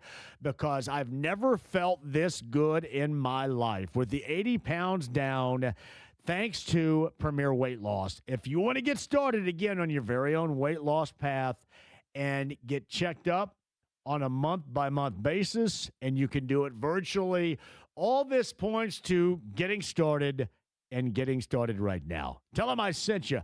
That's PWLND.com and Premier Weight Loss. Ask them, too, about the cosmetic treatments they have, including electronic toning, skin tightening, and Botox, all at Premier Weight Loss. Again, tell them I sent you. PWLND.com.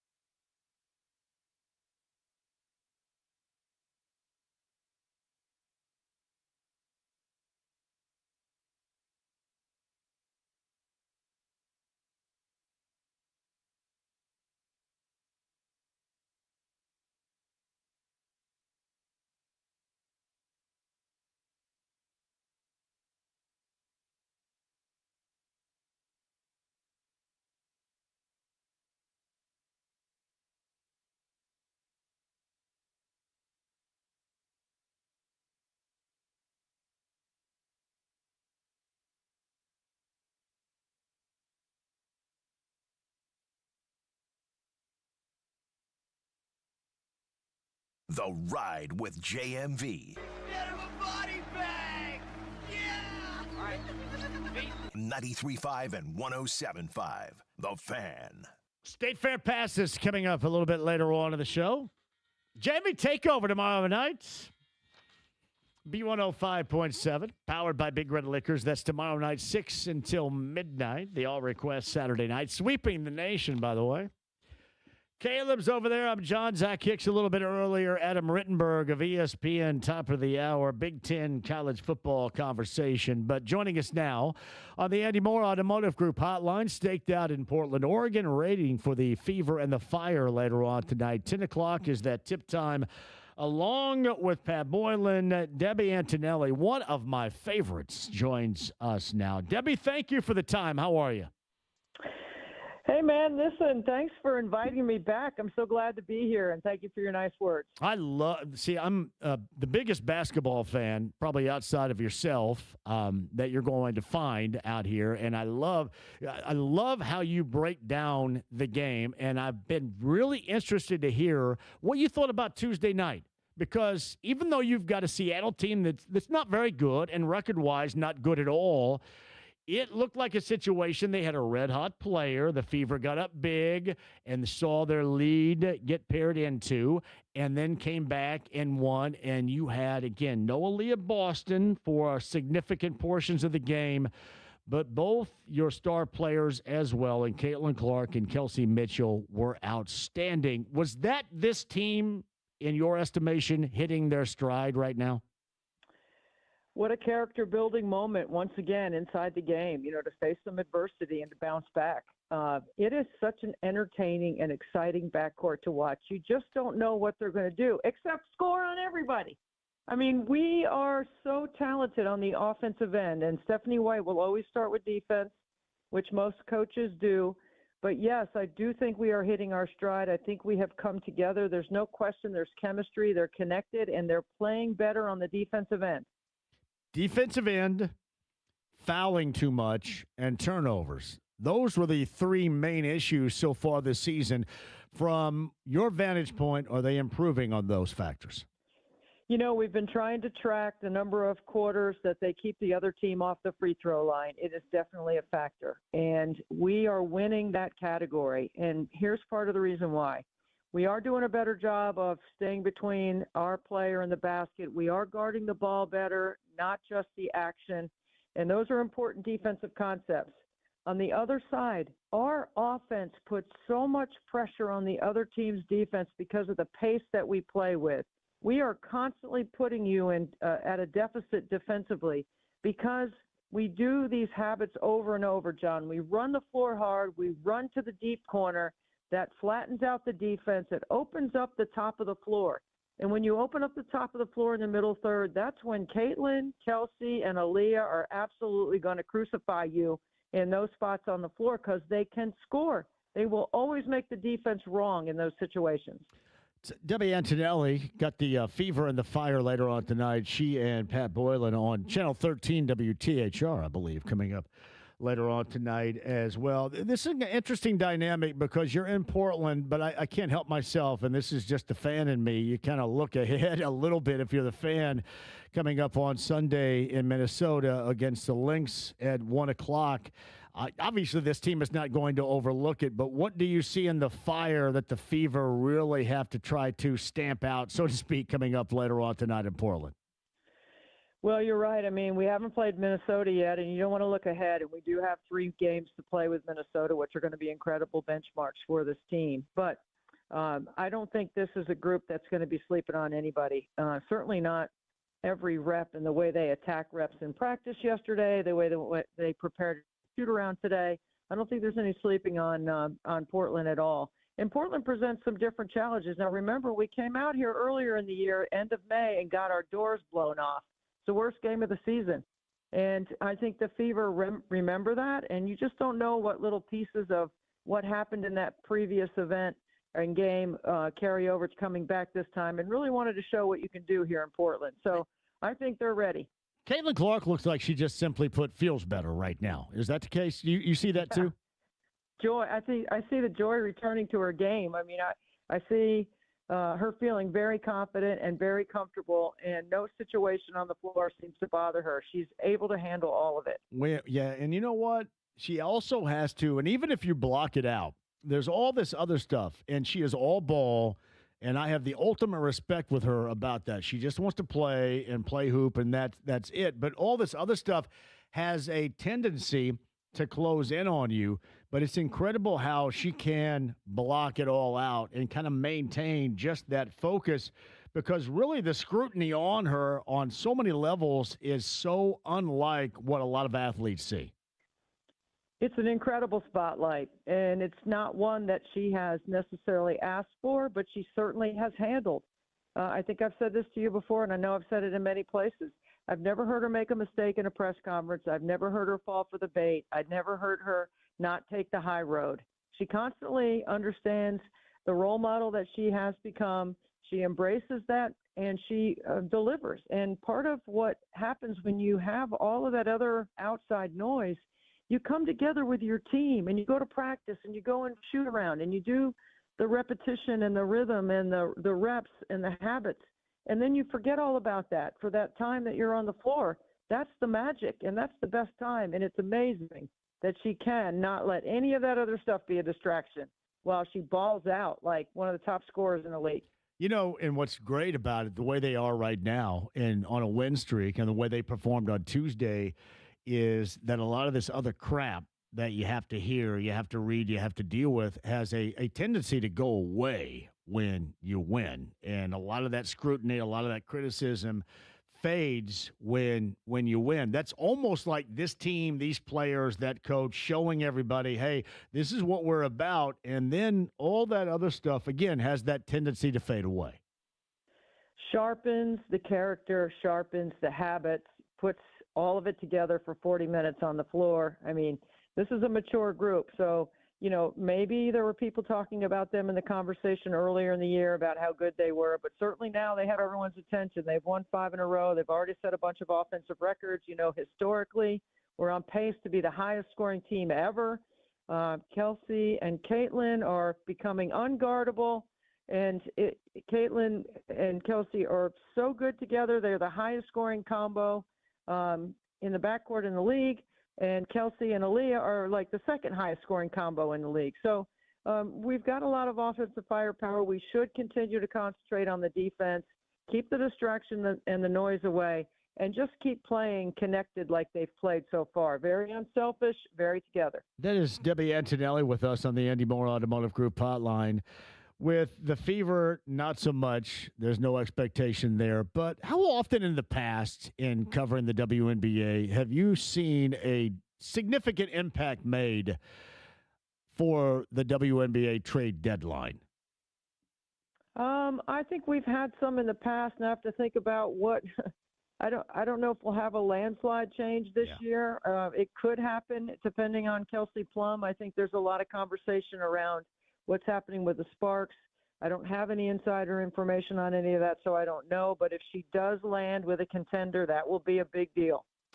Yeah, it's kind of interesting. I could not recollect anything that, again, I'm looking at it from an impactful angle here that I could remember that took place. But as we embark upon that time right now, it is kind of interesting to note that that's where we are. And there are going to be a lot of teams scrambling to think that they can get where they ultimately believe they can get if they add a player of that level. You know, 15 teams now and only 8 spots. So while we're expanding, we haven't changed the number of teams in the playoffs. So, yeah, it's a competitive race. Yeah, it is. You know, the product is good. I mean, we've talked about this before. You can't sleep on any team in this league, even Connecticut, who is right now at the bottom with Seattle. Both of those teams are capable in matchups that they can win, and you could see what Seattle has done. They're a tough matchup for us because of their size up front. All right, Debbie, I'm curious. You mentioned this before, the backcourt with Mitchell and Clark. And for those of us out there, the fans, hey, it'd be so easy. You have these dynamic players, the dynamic scorers, and everything is so easy. What is it like dealing with that? Because it has to be, to me, easier said than done to get the most out of, again, 2 dynamic players in the backcourt that the Fever have like that. See, that's such a great question because neither one of them actually needs a screen to be able to score. I think they prefer space, but because of the way Fever runs stuff, they're always going to be involved in moving off the ball and coming off of screens and all kinds of screening activity, whether it's pin downs that are down the lane line or wide pin downs, which Kelsey Mitchell is like on a two-man naked side is a pro. That's definitely a pro. Nobody can stop her going left when she's coming off that wide Aaliyah Boston, pin down. But here's the part of the game that people don't realize is so valuable is when Lexi Hall runs to the corner, Cunningham runs hard to the corner, and Monique Billings runs hard to the rim. That's the space that I'm talking about. It seems like it's a simple concept, but it's so valuable for allowing all the other actions to happen. So while you're watching Caitlin and you're watching Kelsey, and it's hard to take your eyes off of either one of them because they are so dynamic and they have the counters and the solutions to whatever you provide defensively. But you cannot discount all the other things and all the other ways and habits that Stephanie White has instilled in this team to be able to score at the pace that we're scoring. I will tell you this, too, because the eyes are constantly focused on Caitlin Clark with the ball. But I have noticed this. Kelsey Mitchell is non-stop movement without the ball. I don't know if this is the case, but that seems to me she is so talented. But I think that is what really expedites to the highest level of talent because she has endless motion offensively out there. And see, when you take her down the right side of the floor and Aaliyah Boston comes with that pin down, and most defenses try to get on top of Kelsey so they don't want her to cut off the screen because she's going to curl that and score. But when you get on top of it, she's so fast. That's why we get a lot of those backdoor cuts, right? The 90-degree cut on the baseline. But if you don't play her square, she's going to come off that. And if she curls, she's going to get to the nail and she's going to hit a 15-footer or she's going to hit Boston on the roll. We could run that play all game and no one would be able to stop it. Just clear it out and run that, and Kelsey could get 50. But that's not what the Fever need to do to be able to win a championship. And that's the way we should be talking about it. We should be talking about a championship now, and we should be talking about Kelsey Mitchell and Caitlin Clark in the conversation for MVP. So no doubt about that. Debbie Antonelli joining us again. She and Pat Boylan have the call coming up later on tonight. I'm assuming 9:30 p.m. is going to be the pregame, and 10 o'clock that tip time from the Moda Center in Portland, Oregon, and then Minnesota coming up on the schedule on Sunday afternoon, which should be fun. Hey, thank you very much for taking the time out today for this breakdown. I appreciate that. We'll catch back up when you guys get back home, too. Let's do it, and let's have a Fever takeover. Let us come in there and take over for a day. I would love it. I'd love to have anybody taking any Fever man coming on in. Bring it on in. Yeah, make sure you tell everybody down there that, okay? Okay, I'll tell them for sure. Thanks, Debbie. Debbie Antonelli's pretty awesome. Fever takeover, JMV takeover. Why not? I didn't want to say it is hard as hell to get anybody from the Fever on this show. You know the last time I had somebody from the Fever on this show, player? It was Lexi Hall. She was in treatment. And I believe one of the I don't know, how would you explain this? One of the guys, the people in this case that were working her out in treatment heard me shout her out, and I think handed her the phone. Seriously. That's the last, and that was like 2 or 3 years ago. She was awesome, too, just like right there on the spot. She was literally in treatment. And, you know, one of the physicians, orthopedic folks there handed her the phone. So I'm ready, willing, and able to do a little bit of a takeover right here. Debbie Antonelli's always awesome. We appreciate that. State Fair passes coming up before the end of the show. Adam Rittenberg, the Big Ten breakdown. There's no doubt that Kurt Signetti was awesome yesterday. But the rest of the Big Ten, and especially the change of landscape with coaches, whether it's East Lansing, Ann Arbor, or Happy Valley, we'll go over that and more with Adam coming up at the top of the hour. This is 93.5 and 107.5 The Fan.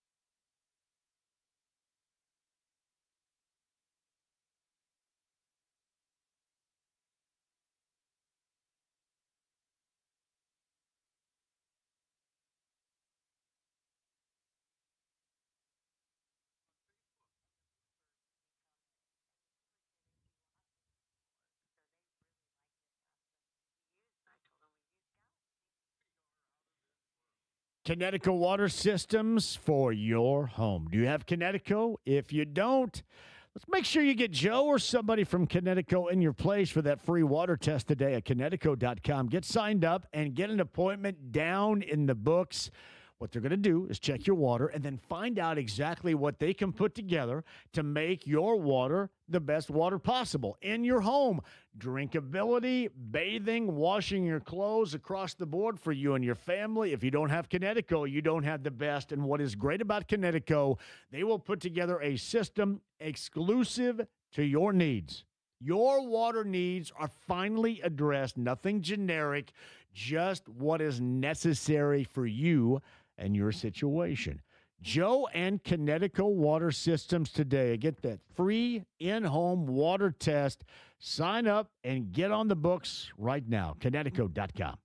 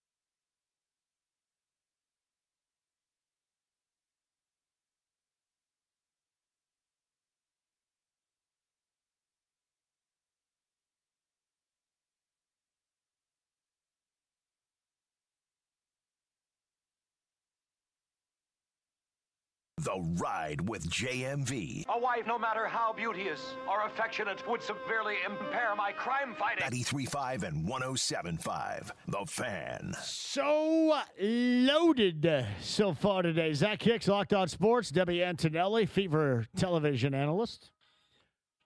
Fever in the Far. Right here later on tonight. 9:30 is Tidrow with the pregame coverage. 10 o'clock is that tip time. Moda Center in Portland. They get the Lynx of Minnesota coming up on Sunday afternoon at 1. What is the weather update? Is my weekend of sunshine and poolside going to be compromised by crappy weather? What do we have here? Not just the moment, but for the weekend. I know. I was planning on going to Colts camp tomorrow, John, and I think that's in jeopardy of being moved inside. We cannot have – listen – there's not much summer remaining.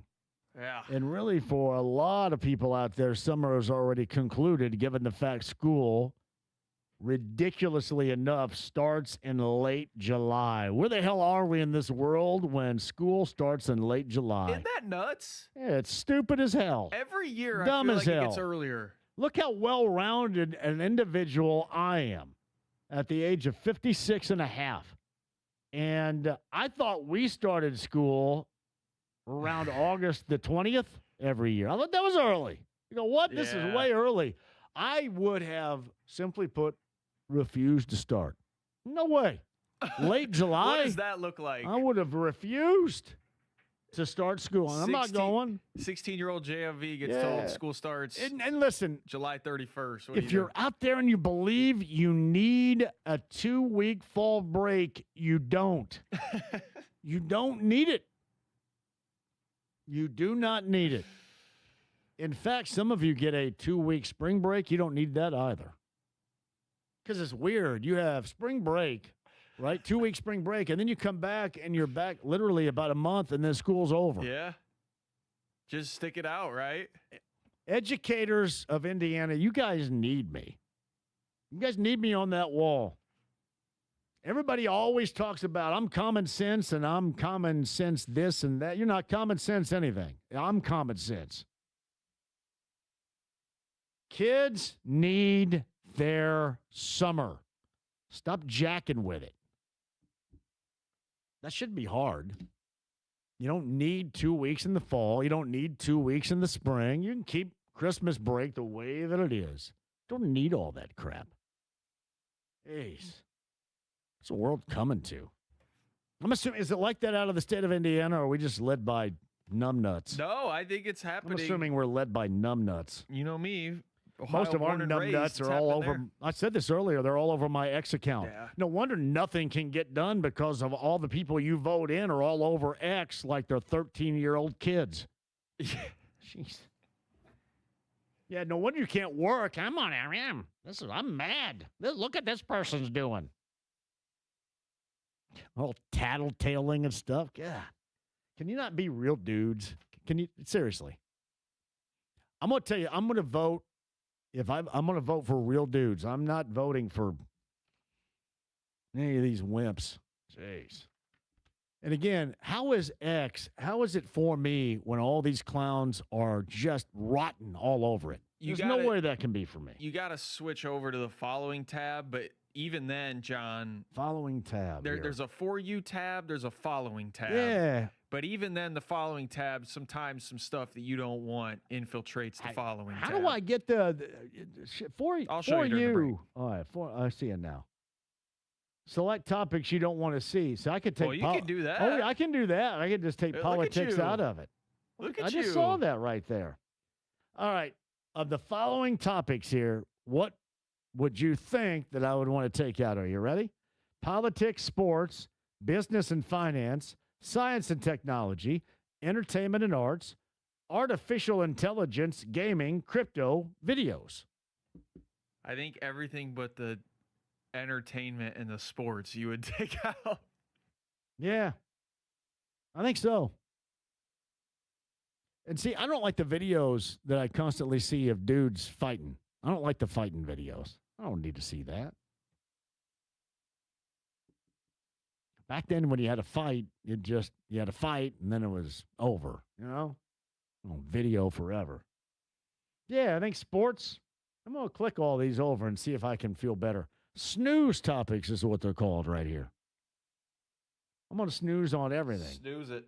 I need to snooze.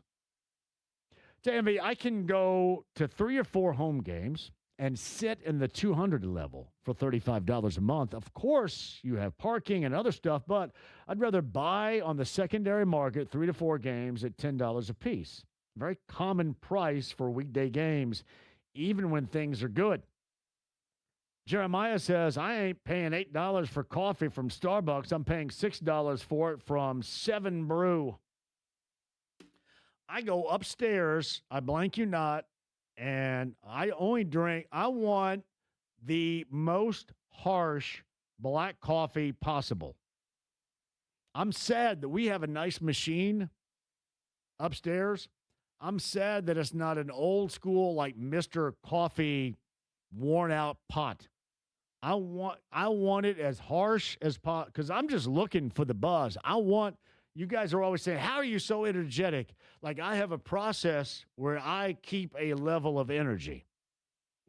And black coffee, I want it as close to, like anybody else would say, there's zero way I'm ever taking a drink of that. That looks awful. That's what I want.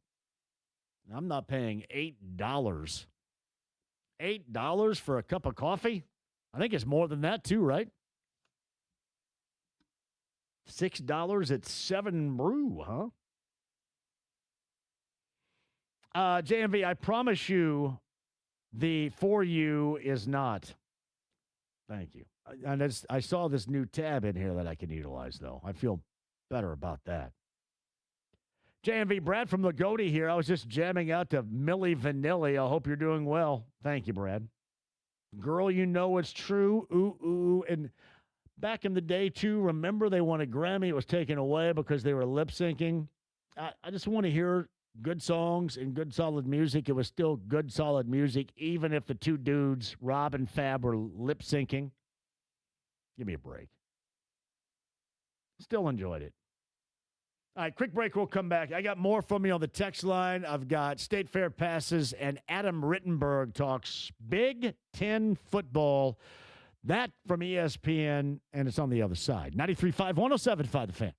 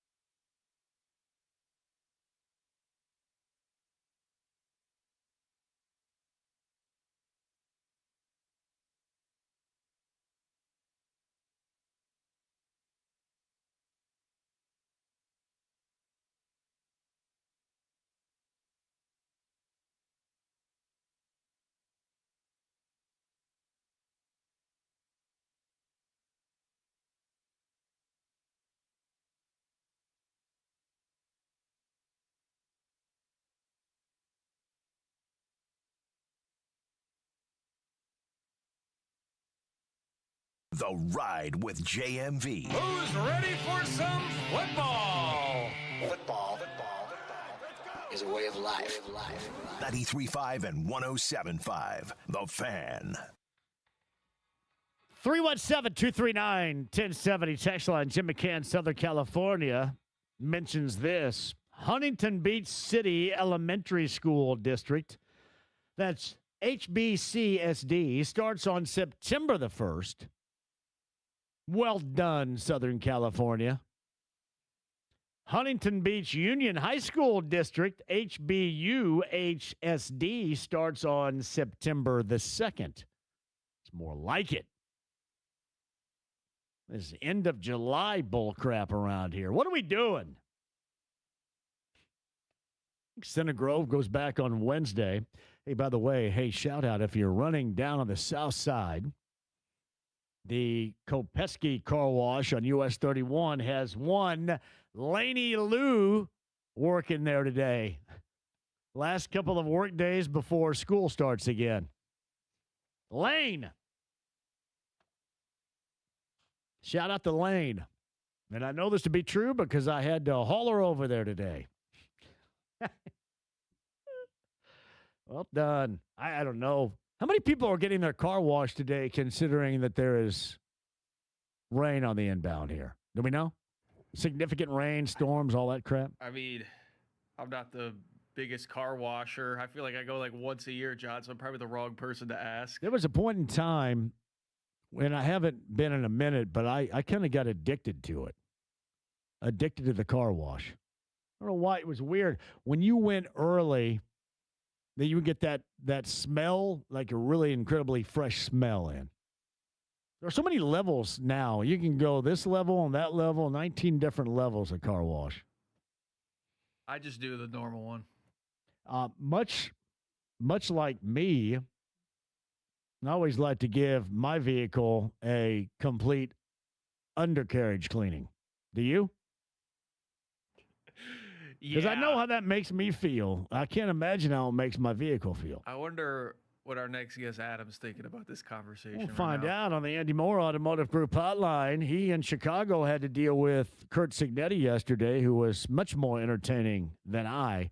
On the Andy Moore Automotive Group hotline, it is Adam Rittenberg of ESPN and ESPN.com. The holding of court of the defending national champion Indiana Hoosiers, their head coach, was somewhat interesting yesterday, was it not?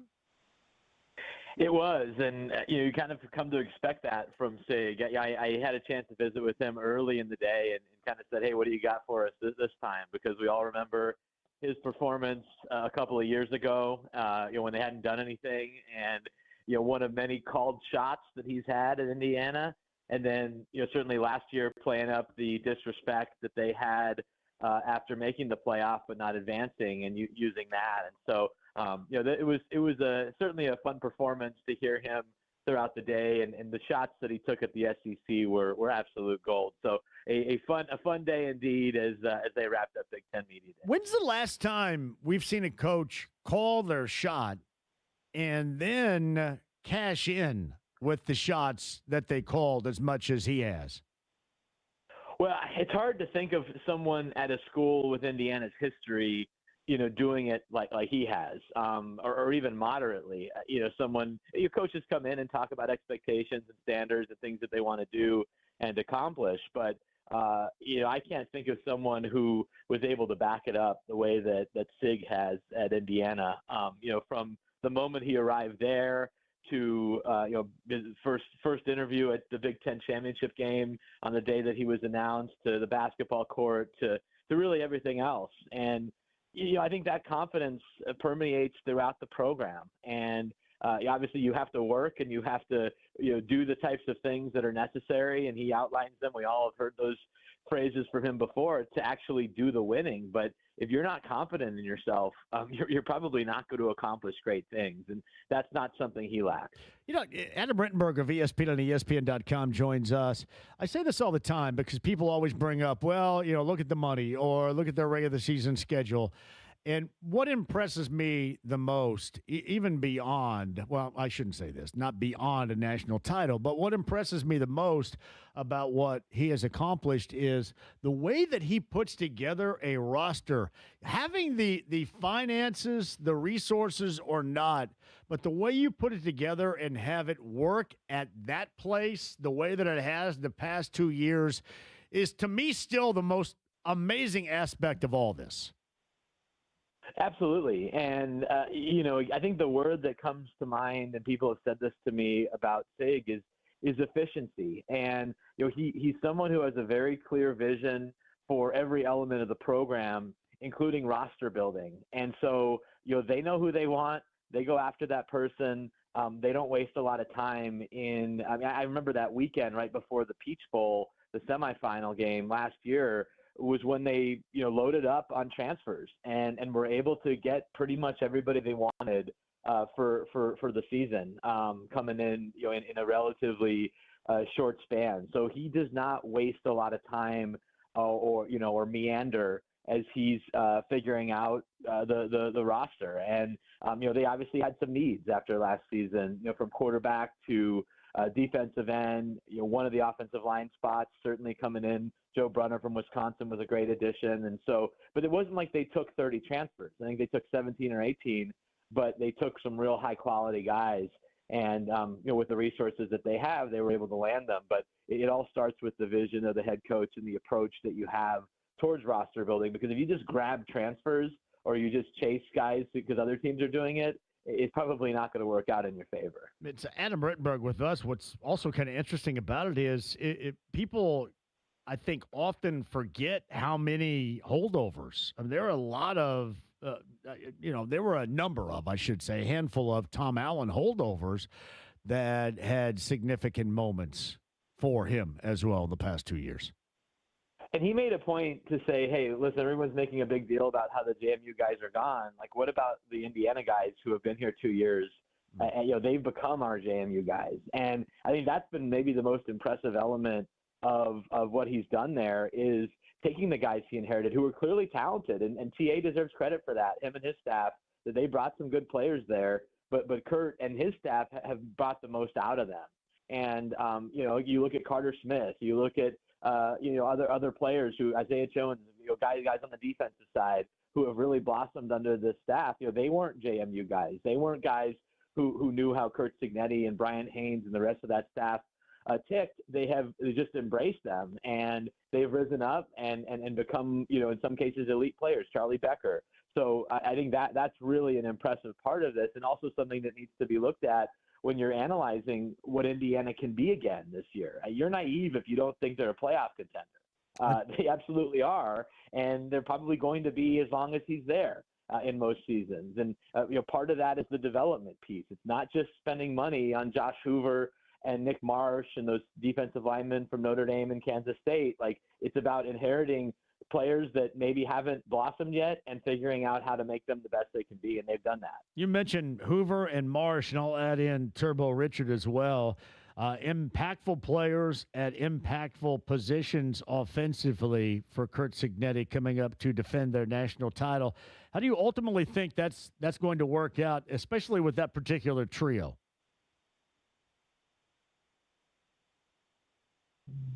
Excellent group. Obviously, it starts with Josh, and we know that Josh can be really productive. He was throughout his time at TCU. I think the key is decision making and turnovers and limiting those, and obviously making great decisions in big moments. And Sig mentioned that yesterday, that Fernando Mendoza was a great quarterback because of how he played in the fourth quarter of big games, and that's what Josh Hoover is going to have to do for this team to get back to the playoff and make another run at the national title. And they're certainly having guys like Nick Marsh and Charlie Becker, who was really one of the true stars of the postseason last year, gives this Indiana passing game a real chance. And the thing that I love about their offense, though, is their commitment to the run.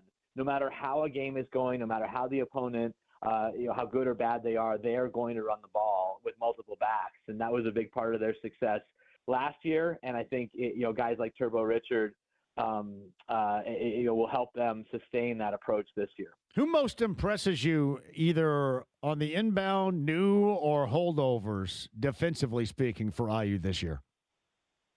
Well, I think Tyreek Tucker is a National Defensive Player of the Year candidate. He's certainly an Outland Trophy candidate in defensive tackle, and he is a JMU guy who's still there. And I love the way he plays. I love how consistent he is, how durable he is, and that gives you a real chance. When you have a guy in the middle of your defensive line who can be disruptive and who's also really reliable. So I think he's one, and I think that linebacking group of Elijah Hardy and Isaiah Jones gives you a lot of excitement. And, I was there in the spring and saw them practice, and that's an elite level defense, I think, still. And I know there's a lot of confidence in terms of internally about what they can be, even though they lose some really good players. D'Angelo Pons, it's very difficult to replace a guy like that. I mean, D'Angelo Pons is 6 foot or 6'1". He's like a top 10 pick. I mean, he was that good of a player. So that's tough to replace, but they do hold over some really good players, and they also brought in some transfers who I think can help them at least at the edge rusher spot. Adam Rittenberg, he is of ESPN on ESPN.com, talking Big Ten college football on the Andy Moore Automotive Group hotline. So Barry Odom and the Boilermakers, and trying to get back to the level of respectability and then make something happen in West Lafayette with their program. Where do you expect them to be this season?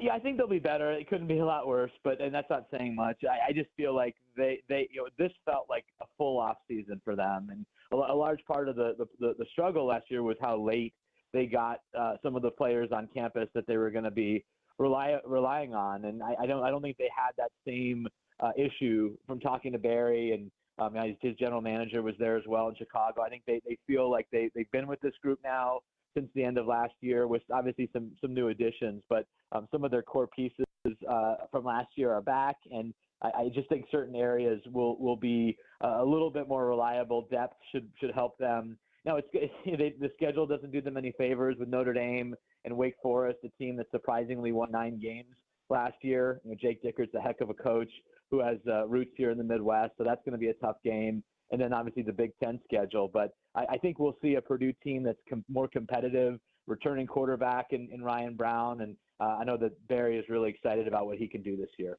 So Adam Rittenberg with us. So obviously the major coaching landscape changes in college football, you can, to me, make the significant argument. Ann Arbor, Happy Valley, and then East Lansing. How will things work out in years number 1 for these trio of coaches in really 2 of the 3 places where the level of expectations are going to be substantial out of the gate?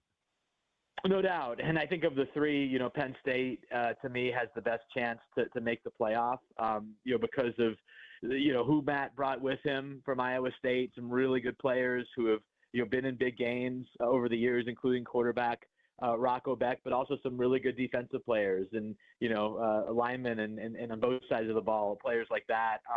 They also have a very favorable schedule, relatively speaking. Nobody out of conference in a Power 4 league, and then a Big Ten schedule that doesn't include Ohio State, Oregon, or Indiana. So, Penn State, anything less than 9 wins, I think will be looked at as disappointing. And if you win 10, you're probably in the playoff. Michigan will be fascinating. Kyle is 66 years old.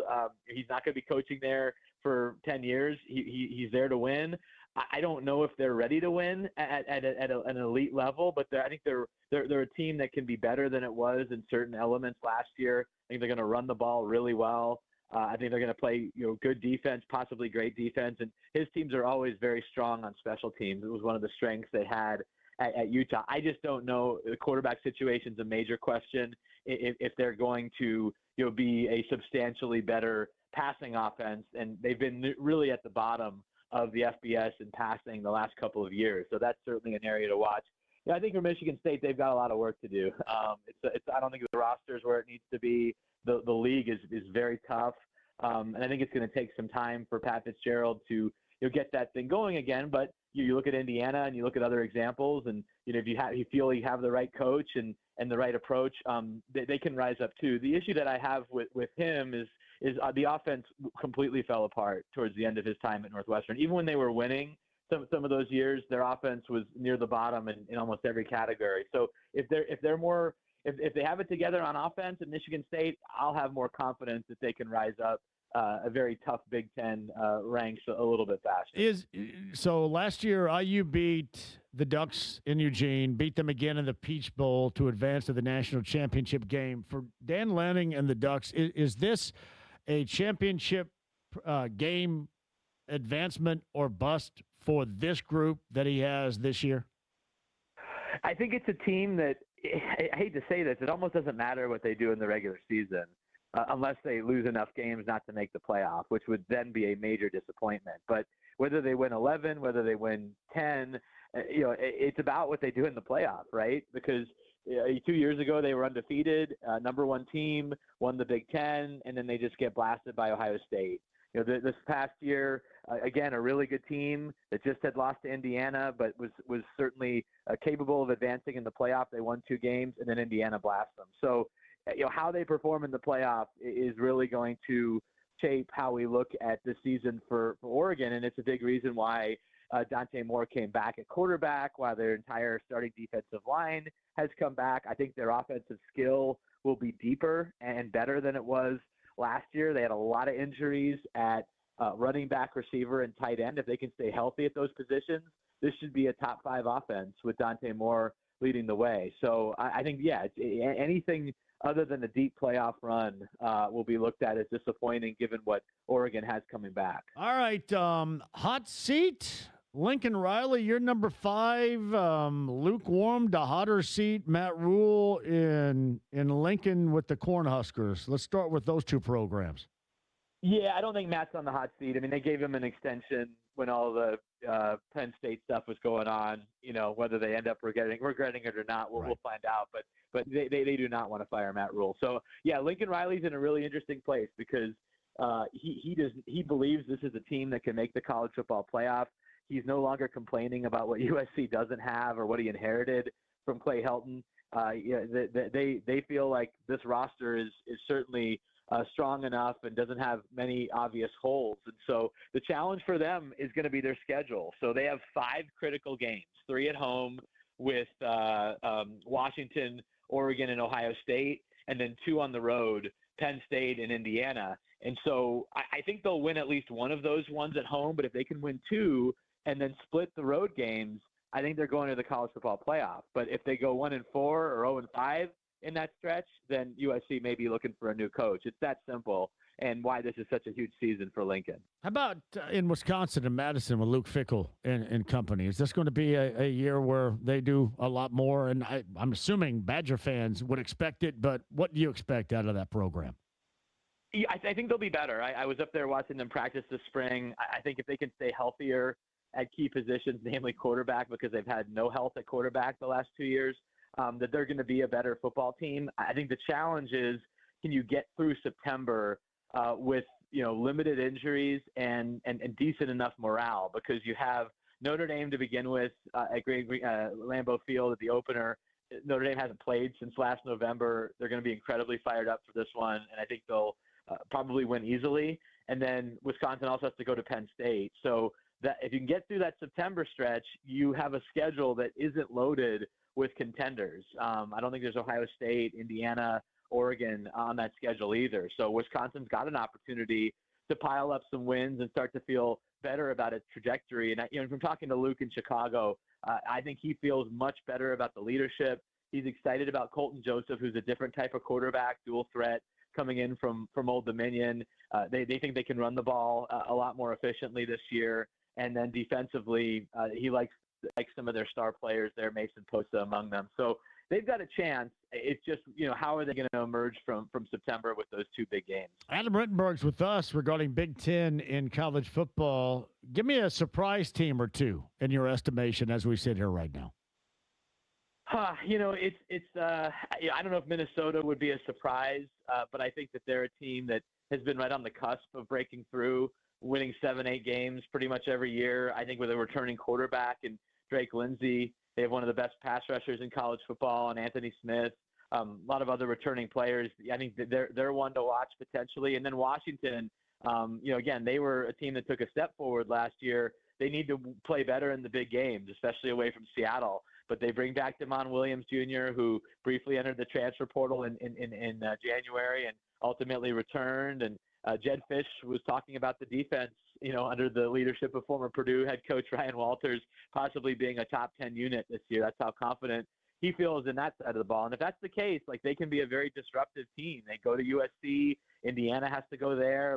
That's going to be a tough out if they can stay healthy. They didn't take a lot of transfers, which to me indicates that their coaching staff's really confident in who they have coming back. So I think Washington's a really interesting team to watch. And, as far as others, Nebraska, maybe they finally put it together this year. I like their quarterback transfer, Anthony Philandria.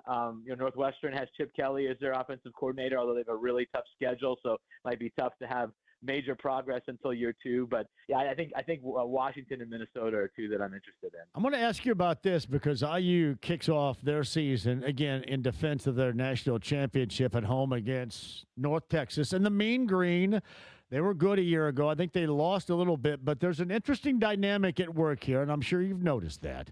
Former Hoosier and Trace Jackson Davis, who was a standout baller and in the NBA right now, of IU, his younger brother, Taven Jackson, is quarterbacking the Mean Green. Does that stand out to you as one of the start to the season types of games, especially for the defending national champions?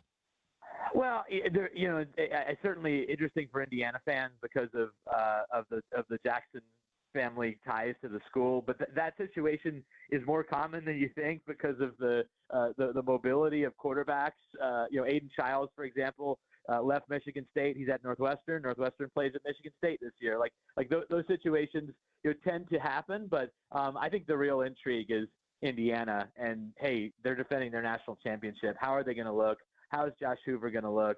Is it going to feel the same as it did last year when they were so dominant, really from start to finish in these non-conference games, or are they going to get off to a slow start? But at a quarterback reunion, even though it does happen around college football, it's always another layer to, it doesn't look like a superbly exciting game to start the season for IU. It's Adam Rittenberg of ESPN and ESPN.com. I know you've been writing a lot regarding IU and your coverage of Chicago and the Big Ten Media Days. What's on the horizon for you, Adam? Yeah, some national pieces coming out, one on quarterbacks and talking to coaches around the country on what they think of some of the top returning quarterbacks. We're actually working on a piece about the next Indiana and really diving into profiles of universities and programs that maybe we overlooked. I mean, I for one did not realize how large the Indiana alumni base was and how capable it was, and who else might have those ingredients along with the coach and administration and support to break through. So that'll be another piece that we'll have out in August. So yeah, that dynamic in the Big Ten and IU and the SEC, that is pretty awesome because these are all scenarios where you never really thought you'd be having this discussion. Yet, Adam, here we are. It's awesome. It is, and again, as someone who's covered the Big Ten for many years, when it was down, you really couldn't say anything, right? The SEC would talk its talk, and the Big Ten just had to kind of take it. And now the SEC's making these ridiculous arguments about depth, and now their schedule is too hard. It's just laughable from a big. I loved what Sig said. Like when the Big Ten is down, we take it, and when you're down, you guys cry about it. Like that's absolutely what you thought would happen if the tables ever turned, and now they have. And I don't know how long it's going to last, but I'll tell you this. If Oregon wins the national title and it's 4-for-4 with 4 different teams and the SEC is not in that game, it's going to be a really rough off season for folks down south. Do you have a selection for the Big Ten title game right now? It's hard not to think it's some combination of Oregon, Ohio State, Indiana. Although, again, as I noted, Penn State, because of their schedule, could be sitting there, at 10-2, 11-1. With really a chance to squeak in there because their schedule just isn't as tough as some of those other teams. But curious if USC can really back up what Lincoln is saying and some of these other contenders, Washington, Michigan, and so forth. But I think it'll be some combo of IU, Oregon, and Ohio State again. Adam will do it again soon, man. I appreciate the time. Good stuff. All right, thanks for having me. Adam Rittenberg of ESPN and ESPN.com, a college football Big Ten resource that was outstanding right there. Really was. All over the map, which we need to be. We didn't even bring up Brett Bielema in Illinois. Barely hit on Wisconsin, barely hit on Nebraska. Washington, was it Jetfish, their coach? There's another one we didn't bring up where I think a lot of people think could be a surprise team in the Big Ten. We shall see, and we shall take a break. We'll come back. We'll go over what we've done so far today. We'll get you set for some state fair passes before the end of this show. An exciting weekend. The Fever later on tonight. The JMV takeover tomorrow night. Maybe some inclement weather, some stormy weather on the inbound. We'll find out right now. Your weather updated. Are you ready? Courtesy of Fox 59. Showers and storms move in this evening and continue into the overnight hours. Saturday will also be a soggy and somewhat muggy day. There will be dry times, however, there will be more rain-filled ones. Highs in the upper 70s. I'm Fox 59 meteorologist Ethan Rossick for The Fan.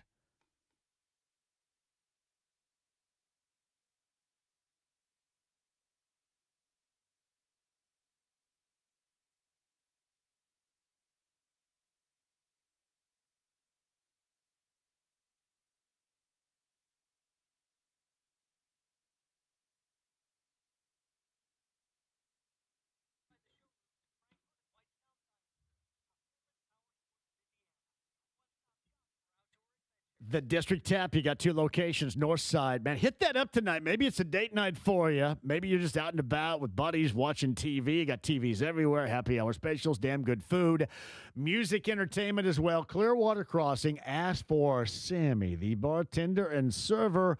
Awesome, the environment you're going to find on the north side. And anything happening downtown, which I believe Gen Con is going on right now. So you can totally geek out and then head over to the District Tap.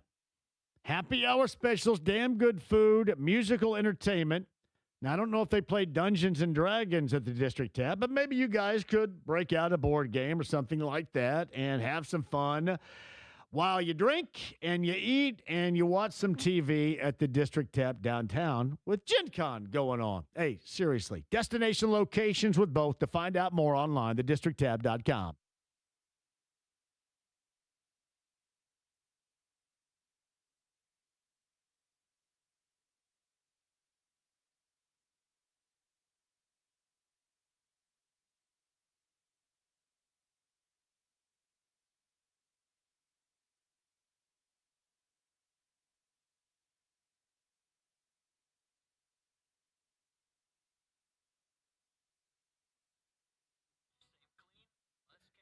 Turn that yard into a place that you love with the help of Sundown Gardens in Westfield and Miss M's Home and Garden in Bargersville. I saw it was packed a little bit earlier today, as always packed down in Bargersville, because that is the place to go to take advantage of the summer savings. So refresh your containers and add the color to your yard that's necessary with 50% off of annuals.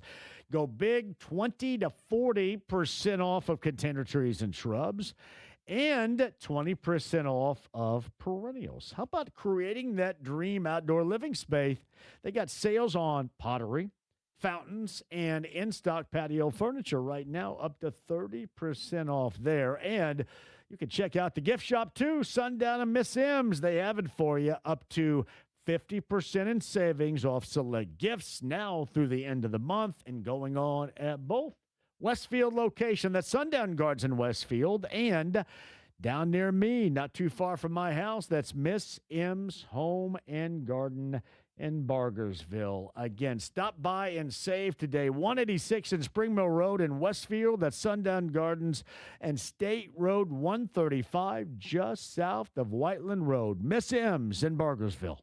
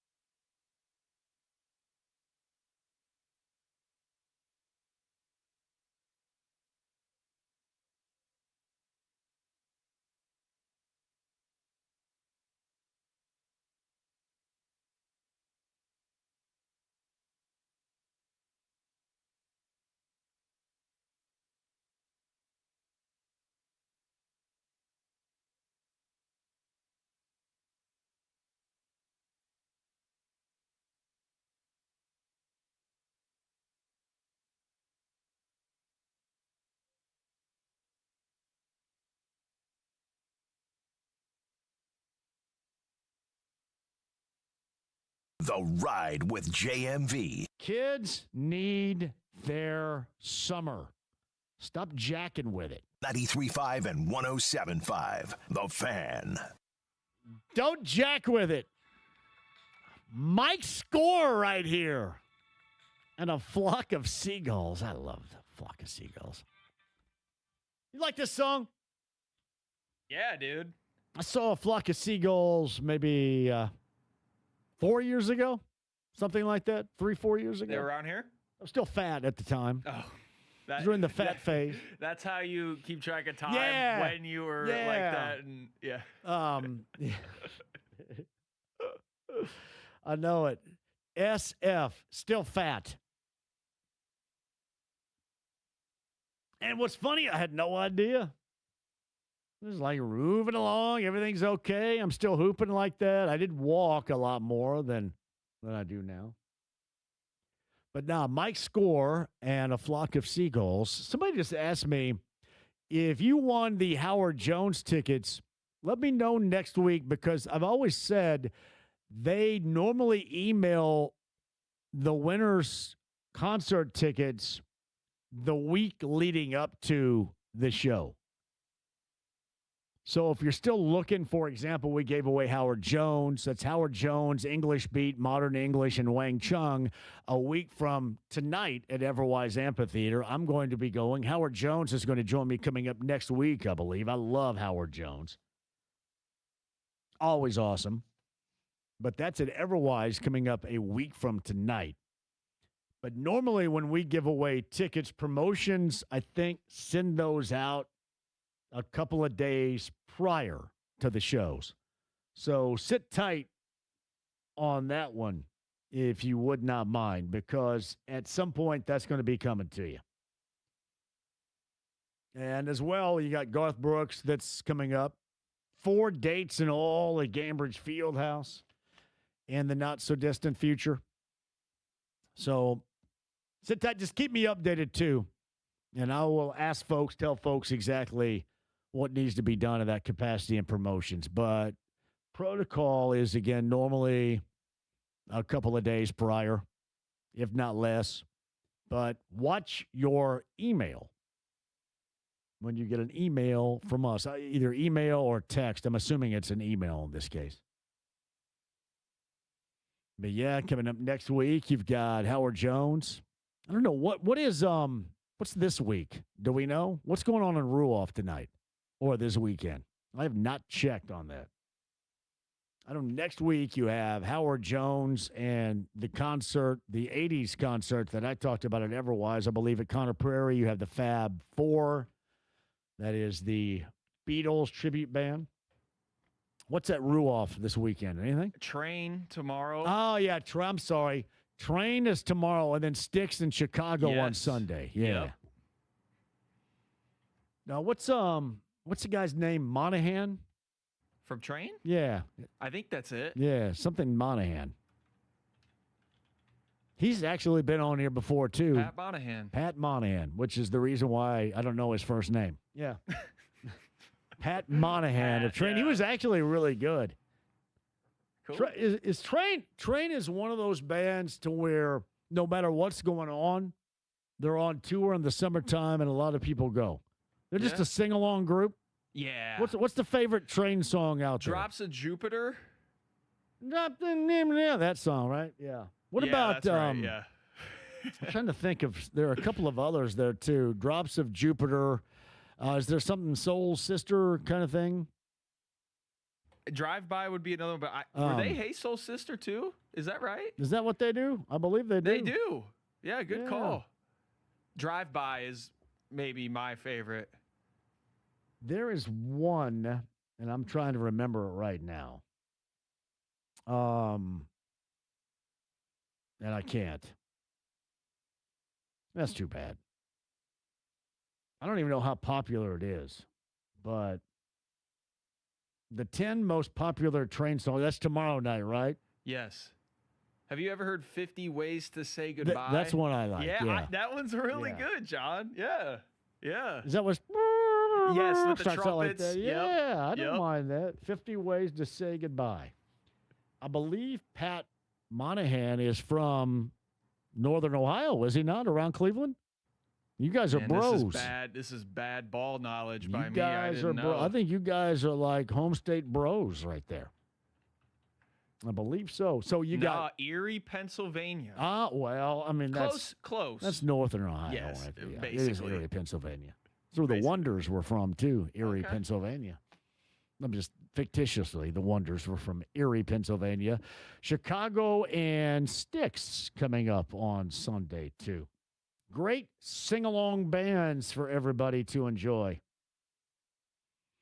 So have some fun with that. Man, my microphone keeps getting all limp here. What's happening? What was it during the It was all the time, man. where you hit it? It's getting soft on me right here. You hit it during the Debbie interview, I think, and I wonder if anybody else heard that.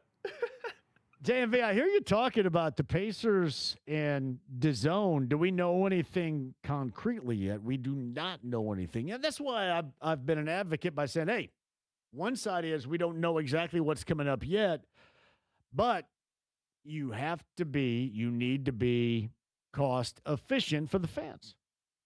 I think that's fair to say. I think that's incredibly fair to say. You have to be cost efficient for the fans. Otherwise, it may drive you nuts.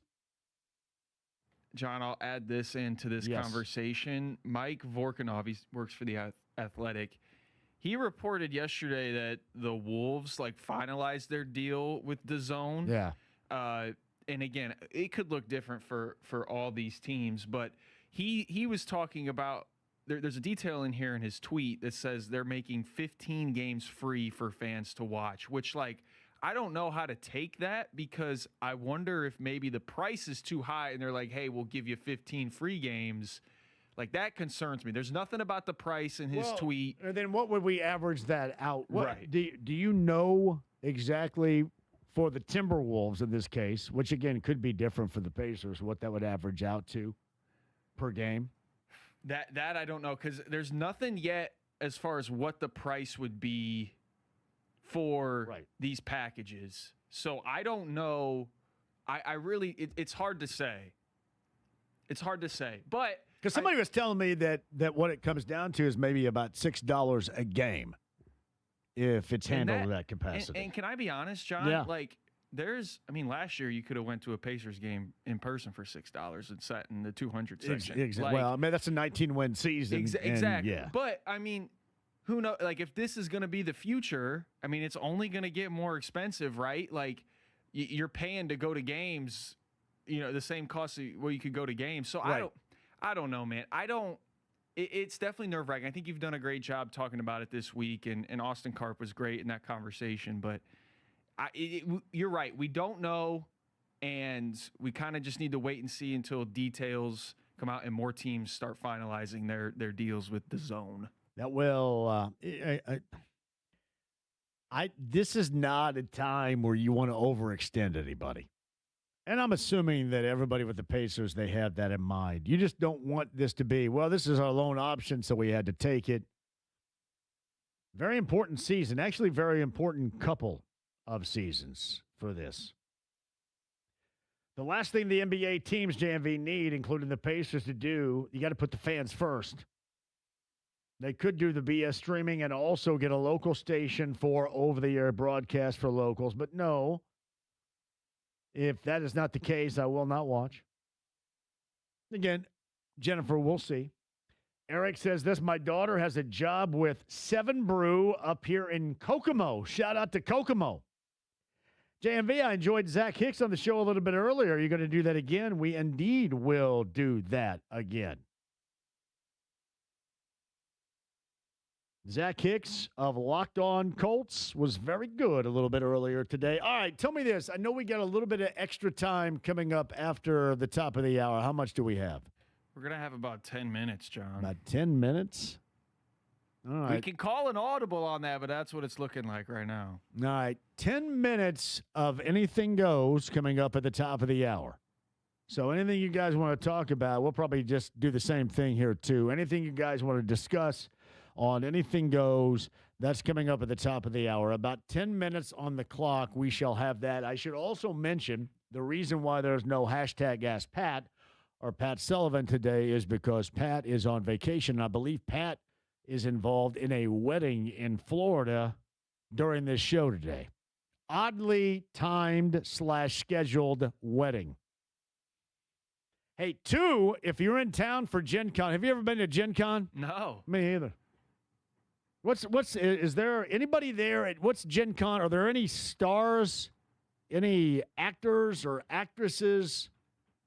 Anything about Gen Con? Is it like Days of the Dead when we had Damone on here a couple of days ago? Is this Gen Con? What's the highlight of Gen Con? I don't know, man. Dressing up like Obi-Wan Kenobi? Isn't that the highlight?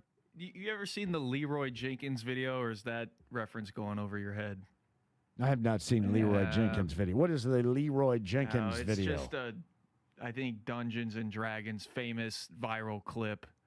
But yeah, that'd be the only thing. Have you looked? Are there any like actors or actresses at Gen Con? Because normally you have that, right? Don't they have like Q&As with? Maybe not. Somebody that was in Star Wars or a former Star Trek, or I don't even know what all that entails today. I'm sure it's probably a lot of video games now, is it not? A lot of video gaming and such. Yeah.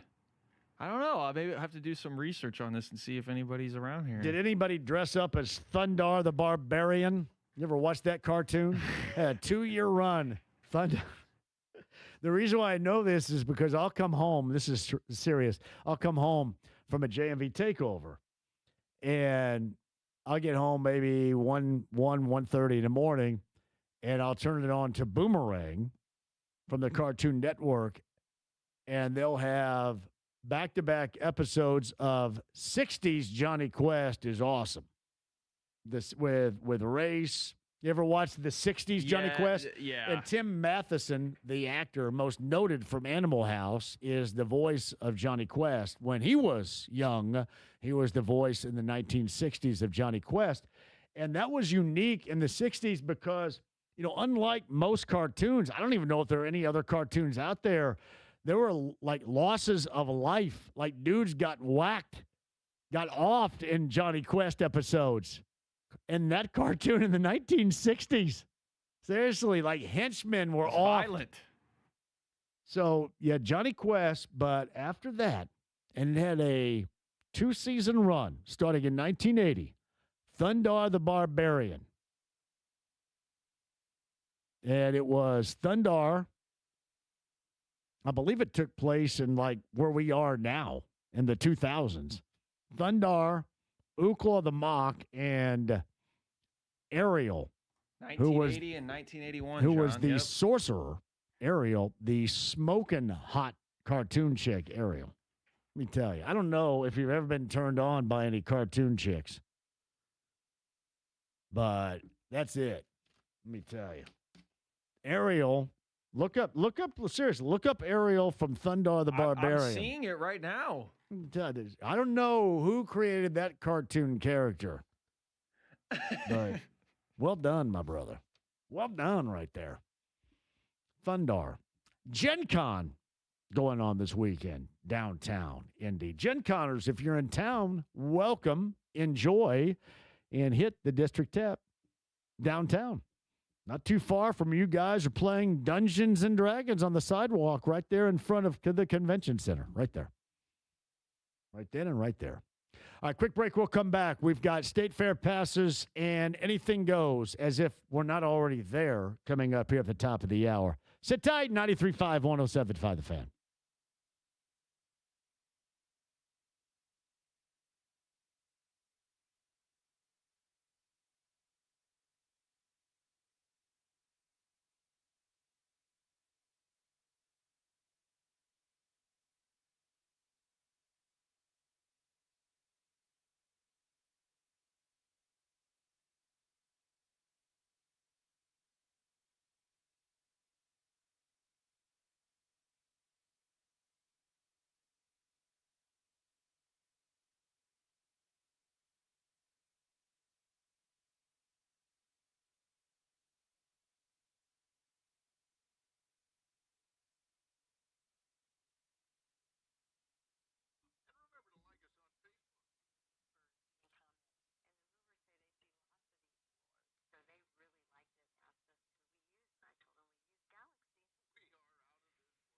John, for Big Red Liquors, it powers the JMV takeover tomorrow night. That is the All Request Saturday night on B105.7, starting at 6 o'clock. Also, recognizing the greatness in this.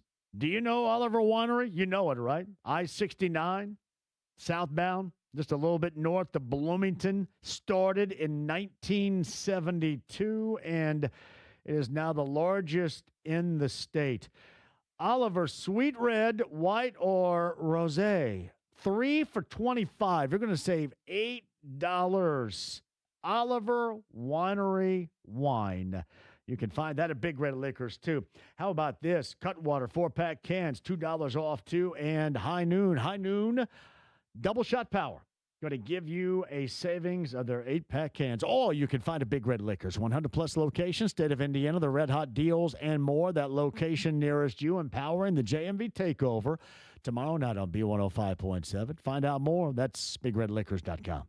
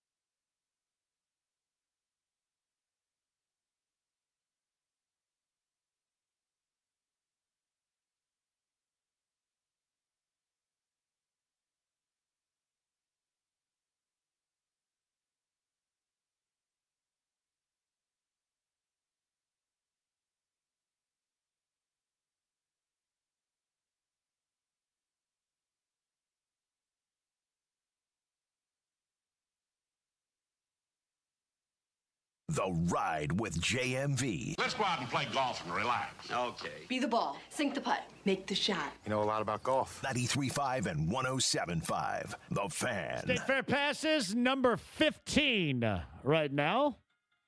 Text line 317-239-1070. State Fair passes number 15 is going to go on us. This is Train right here. What is it? Like something to say goodbye? 50 ways to say goodbye. Let's just go for a second, because it gets... Yeah. I don't know the lyrics, obviously. You sound like Kevin Bowen's I know. I did. Those reads, they speed up. Clearly, he goes like a minute 10, and they just squeeze it all into 60 seconds right there. Here, crank this up. I like his part.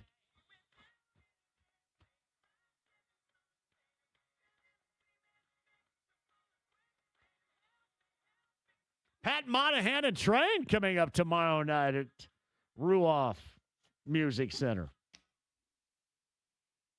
Get number 15 on the text line. I'm going to look over here right now, and if you guys are half-assing this, I may give these to myself. 317-239-1070. Number 15 is going to the State Fair. Far Fever tonight.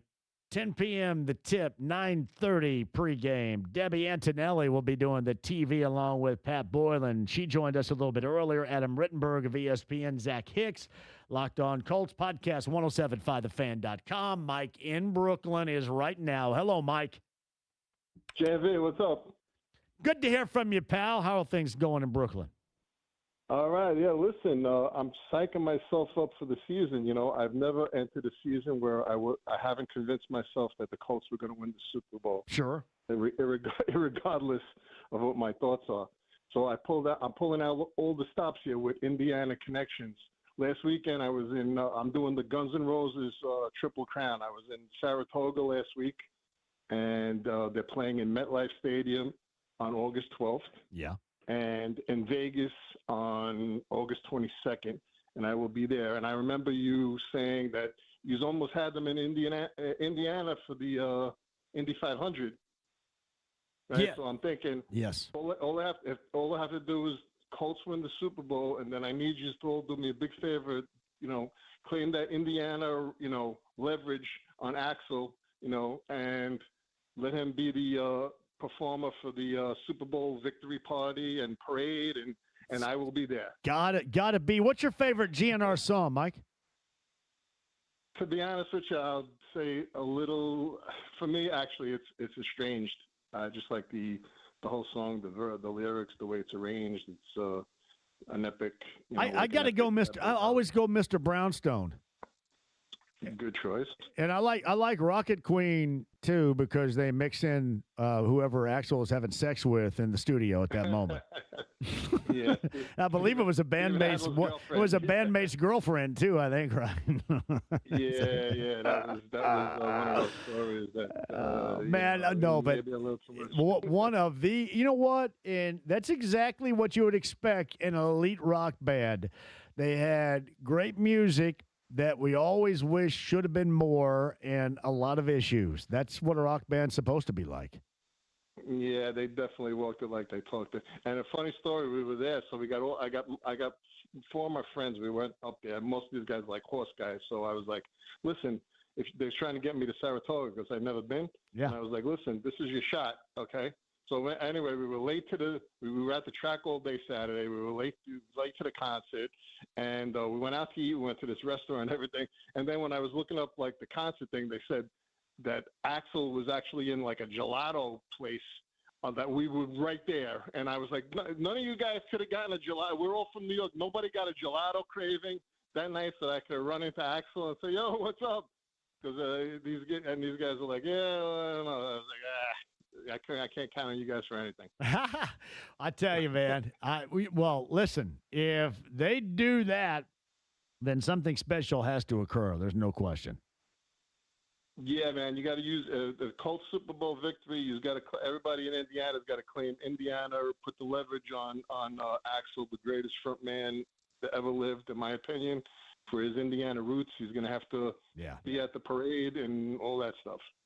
My brother, I appreciate it. Have a fantastic weekend. We'll see how things are going coming up next week. Okay, brother. You too. Mike in Brooklyn. Fulton's going to join us as a part of Anything Goes. That's coming up on the other side. You guys want to join at 239-1070? We've got about 10 minutes on the clock for Anything Goes. That is coming up next. 93.5, 107.5 The Fan.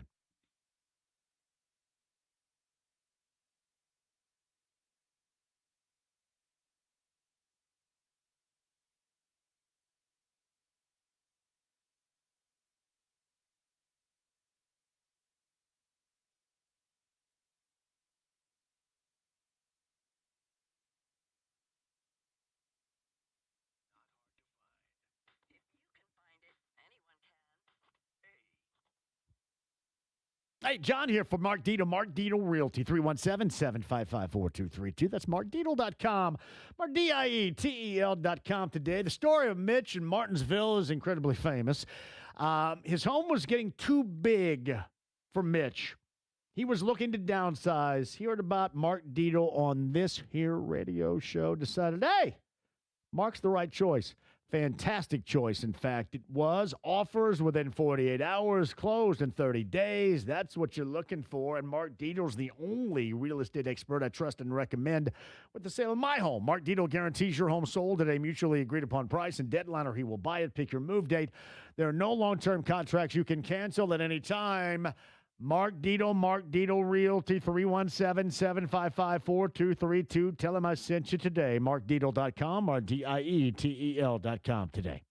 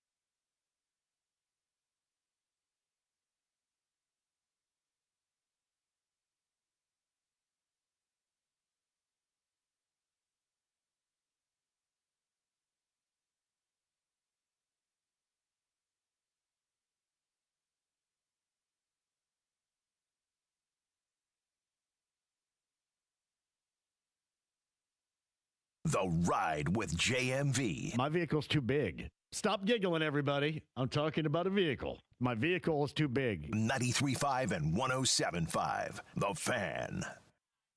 All right, some anything goes. Caleb's over there. I'm John. Anything goes at 239-1070 for the better part of the next 7.5 minutes. Chime in here. JMV Takeover tomorrow night, B105.7, 6 until midnight. It is another one of those extravagant whatever situations, and last weekend it was incredible.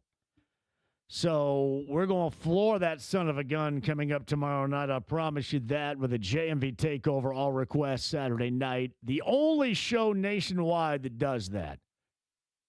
And then one of these days, they're going to realize that other stations, not just in the state of Indiana, but nationally, need to do it too. One of these days. Because it is kick-ass, powered by Big Red Liquors. Tomorrow night, B105.7.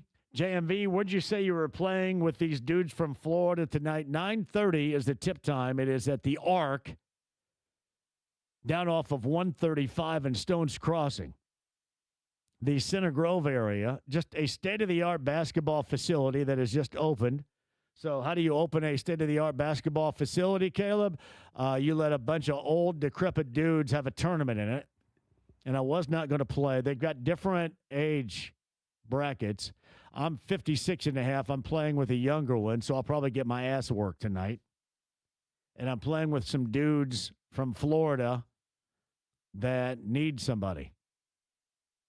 I don't know if they need somebody like me. 9:30 tonight, and they use they're 9-minute quarters, and officials, just like a real game.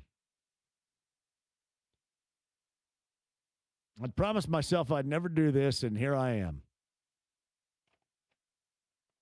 But you saw what I did. I got in the text stream, and I talked a bunch of junk because I thought I'd be playing with Landis, but instead he's playing with somebody else, and I'm playing with a group of dudes I don't know. Did you see Landis is out for Sunday? Oh, I saw that. Dang, man. We're playing, what does that say, St. Jude? Yeah, where is that? There's not multiple St. Jude's because, I went to multiple Greenwood Christians on Wednesday night. You did on Wednesday night. I believe, is that the one over there right next to Ron Colley, I believe, right? You can probably tell me. That's I don't know. Who is the dude? I don't even know who's opening it up. I don't have any numbers. I bet you we're not going to have enough on Sunday morning. Mark my words. I'm betting. I'll be there, though. Just like I will later on tonight for this 9:30 tip time. Good Lord. We're playing Pacific time later on tonight. My man Fulton is at 239-1070. This is Anything Goes. Hello, Fulton. Fulton, are you there? I am. Hey, buddy, go ahead. You better take me off of mute, Palomino. Yeah, you're fine. You're fine, John. I'm about to go to my Annie the Cast party tonight. You're doing what and where? What? Going to my Annie the Musical Cast party tonight. Oh, yeah. Where's your party? It is Elwood tonight. Oh, okay. Good for you, buddy. Yep. Good for you. You got people with you? Yeah, I got my mom driving me up to Elwood. So we're going to go to Elwood and watch the show for 2 hours. So it's going to be a good one. Ah, Elwood. I once got lost and ended up in Elwood. Is there a McClure gas station up there? That's where I got lost once upon a time. I am not sure. It was either Elwood. No, it was Elwood or Alexandria. One of the two. I can't remember. I have been to Elwood, so. Yeah. But I haven't seen the gas station. All right, then. Cool. What do you got for me, pal? Well, I'm going after the cast party. I'm going to Chicago and Styx. Oh, you are? You're going there coming up on Sunday. Good for you. Yeah. Well, that's good. Right? Yeah. 25 to 6-4. Yeah. Yeah, I sent you the video of the softball. Oh, I saw it. How'd you foul that off your face? How'd that happen? Oh, goodness. I don't think I've ever seen anybody swing a bat and then foul the pitch off their face. Well, the reason why I think your timing was a little bit off there, Fulton, to be honest with you. I think you were a little out in front of the pitch. Yeah. What happened was I was trying to hit the ball my softball coach Yes. was trying to get the ball to me, and then I tried to swing it, and it bounced on my helmet onto my head. Yeah. I saw that went right off your face. Mm-hmm. I did not send it back out. You sent that to me on X, but I didn't send it back out because I'm not standing for anybody making fun of my brother. All right? So, no. Yep. I said, I don't want – I didn't like that. Now, normally in those situations, people wear like a face guard. You didn't have a face guard on, did you? Yeah. But I will know – I do know this. I know you're tough enough to handle it. You feel okay? Yeah, I feel better today. Good. I've been resting my head and everything, and did you get a bruise out of it or anything? I don't think I got a bruise, but it was like on the forehead or something. So yeah. Well, I am glad you're okay because like I said, I've never seen anybody foul a pitch off their face quite like that. Yep. Can you give a special shout out for Bill Smith and the entire cast for us? Well, you're doing it right now, pal. You're on the air right now. You're doing it yourself. Okay. I just want to say thank you to Bill Smith and all the cast for doing Annie the Musical, for me to be in part of the cast and everything. And I can't wait to do more shows with Bill Smith and the Anecdotal. You got that. Pal, enjoy your night. Thank you, buddy. I will. Thanks. That is the awesome Fulton right there. JMV Takeover coming up tomorrow night, 6 o'clock. We're going to have a party on B105.7. The Arc later on tonight. Caleb, great job out of you. If you missed it earlier today, Debbie Antonelli about the fever and the far later on tonight is now.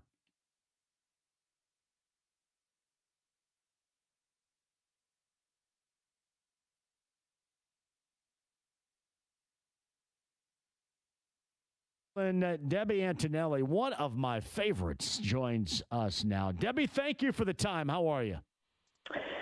Hey, man, listen, thanks for inviting me back. I'm so glad to be here, and thank you for your nice words. I'm the biggest basketball fan, probably outside of yourself, that you're going to find out here, and I love how you break down the game, and I've been really interested to hear what you thought about Tuesday night.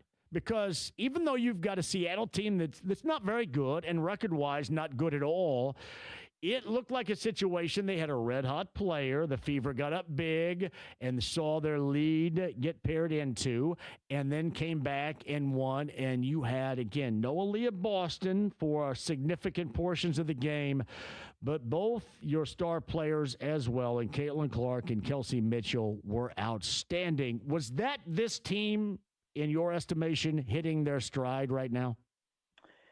What a character-building moment, once again, inside the game, to face some adversity and to bounce back.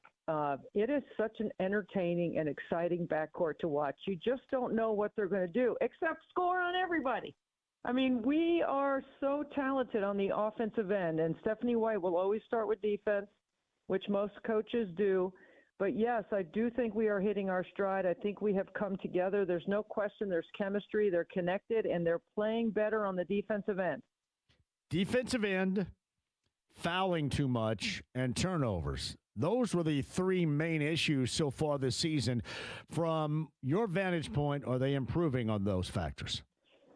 We've been trying to track the number of quarters that they keep the other team off the free throw line. It is definitely a factor, and we are winning that category. And here's part of the reason why. We are doing a better job of staying between our player and the basket. We are guarding the ball better, not just the action, and those are important defensive concepts. On the other side, our offense puts so much pressure on the other team's defense because of the pace that we play with. We are constantly putting you in at a deficit defensively because we do these habits over and over, John. We run the floor hard. We run to the deep corner. That flattens out the defense. It opens up the top of the floor. And when you open up the top of the floor in the middle third, that's when Caitlin, Kelsey, and Aaliyah are absolutely going to crucify you in those spots on the floor because they can score. They will always make the defense wrong in those situations.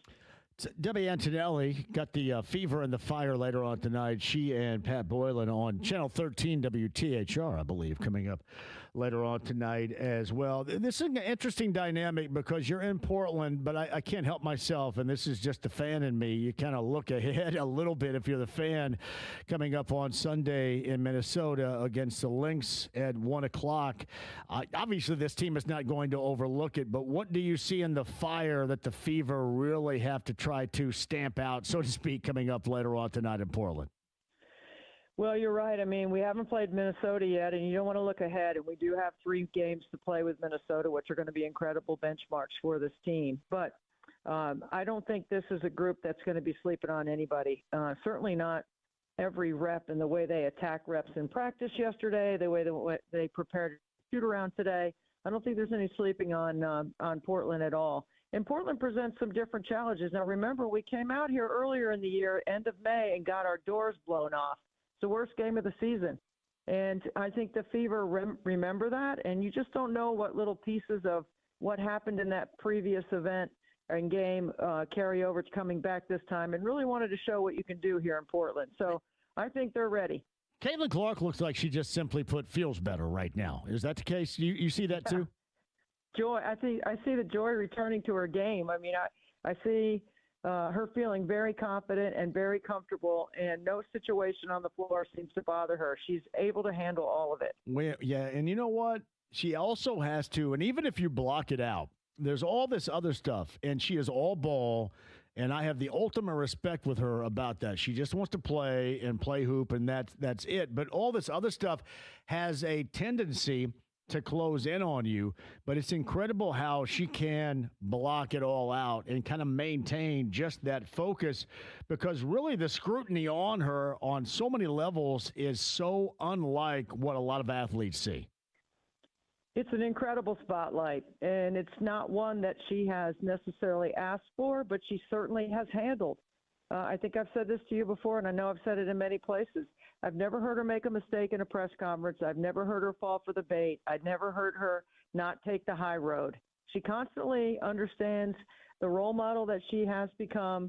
She embraces that, and she delivers. And part of what happens when you have all of that other outside noise, you come together with your team, and you go to practice, and you go and shoot around, and you do the repetition and the rhythm and the reps and the habits.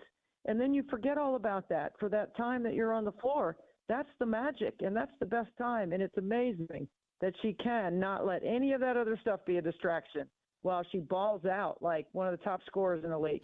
You know, and what's great about it, the way they are right now and on a win streak and the way they performed on Tuesday, is that a lot of this other crap that you have to hear, you have to read, you have to deal with has a tendency to go away when you win. And a lot of that scrutiny, a lot of that criticism fades when you win. That's almost like this team, these players, that coach showing everybody, hey, this is what we're about. And then all that other stuff, again, has that tendency to fade away.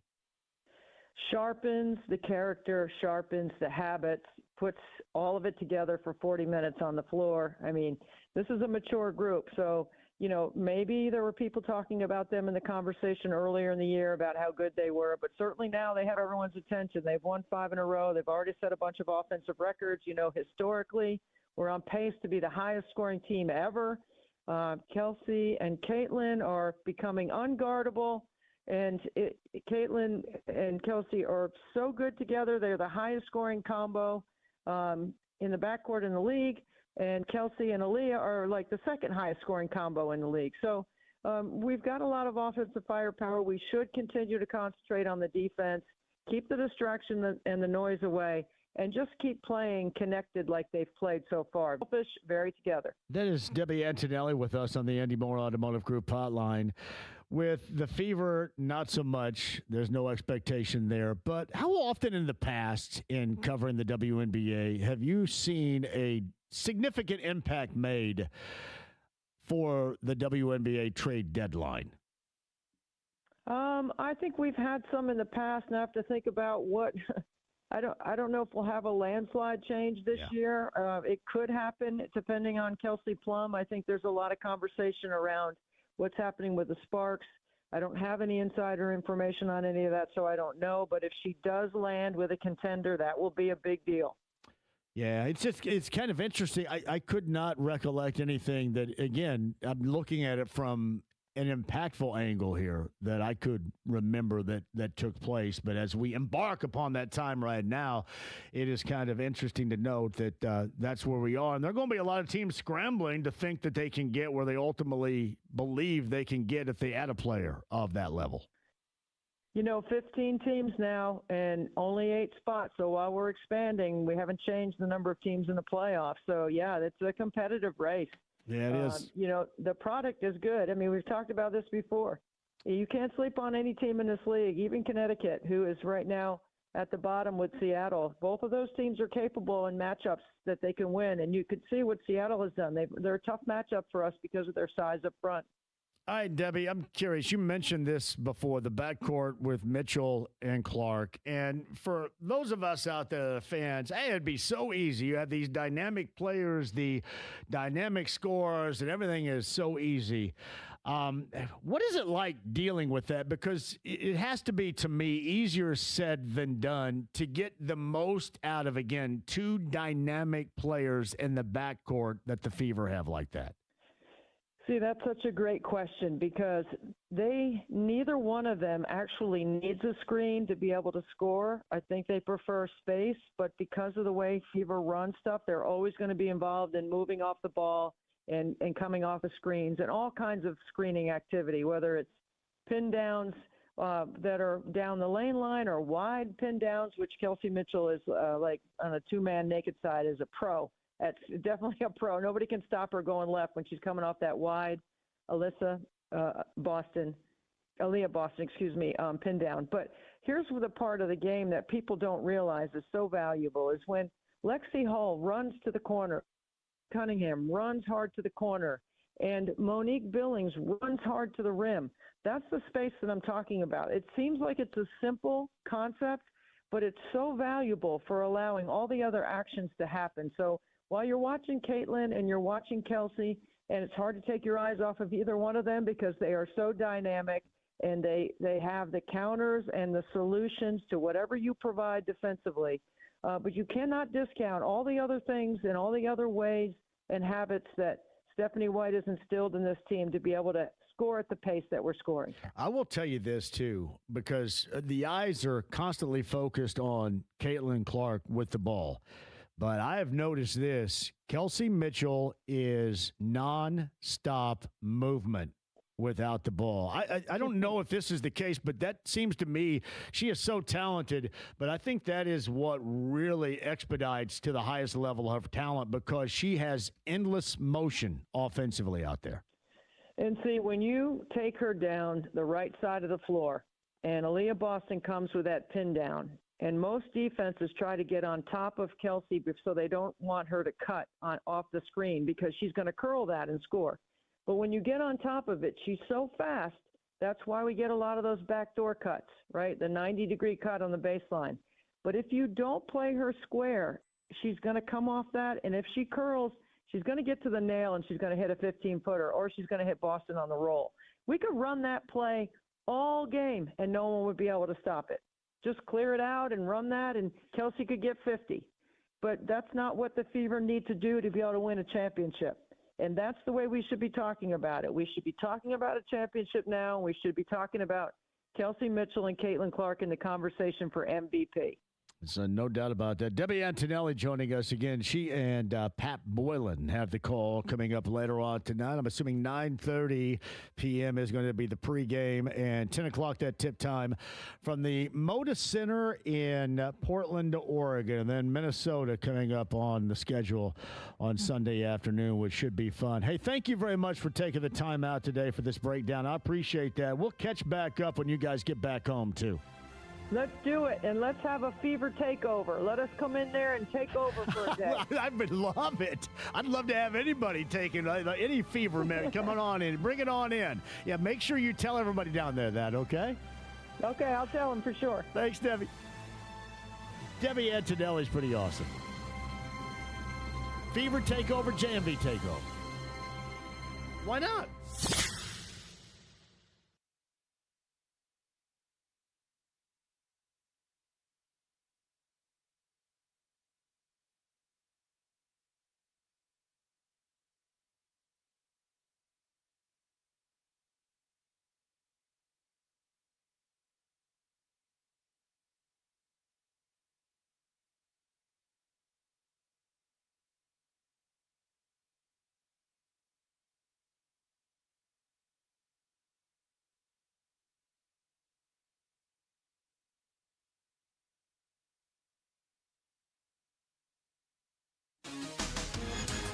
As a caring adult of a 7th or 8th grader, you may see their college plans as a distant process, but in reality, it'll be here in no time. Think about it. Your child could be heading to college by the time you pay off your next car. There's a good reason for middle schoolers and you to start planning their path to college today. This message is brought to you by the Indiana Youth Institute. Indiana's 21st Century Scholarship provides eligible students with up to 4 years of paid college tuition. So, here's what you need to know. It is key that we make sure every eligible child is enrolled in the program. Requirements vary dependent upon age, and early sign-up is available for 7th grade students. For more information on the 21st Century Scholarship, visit learnmoreindiana.org/scholars. This Kids Count Minute is a message from the Indiana Youth Institute. For more parent tips, visit IYI.org.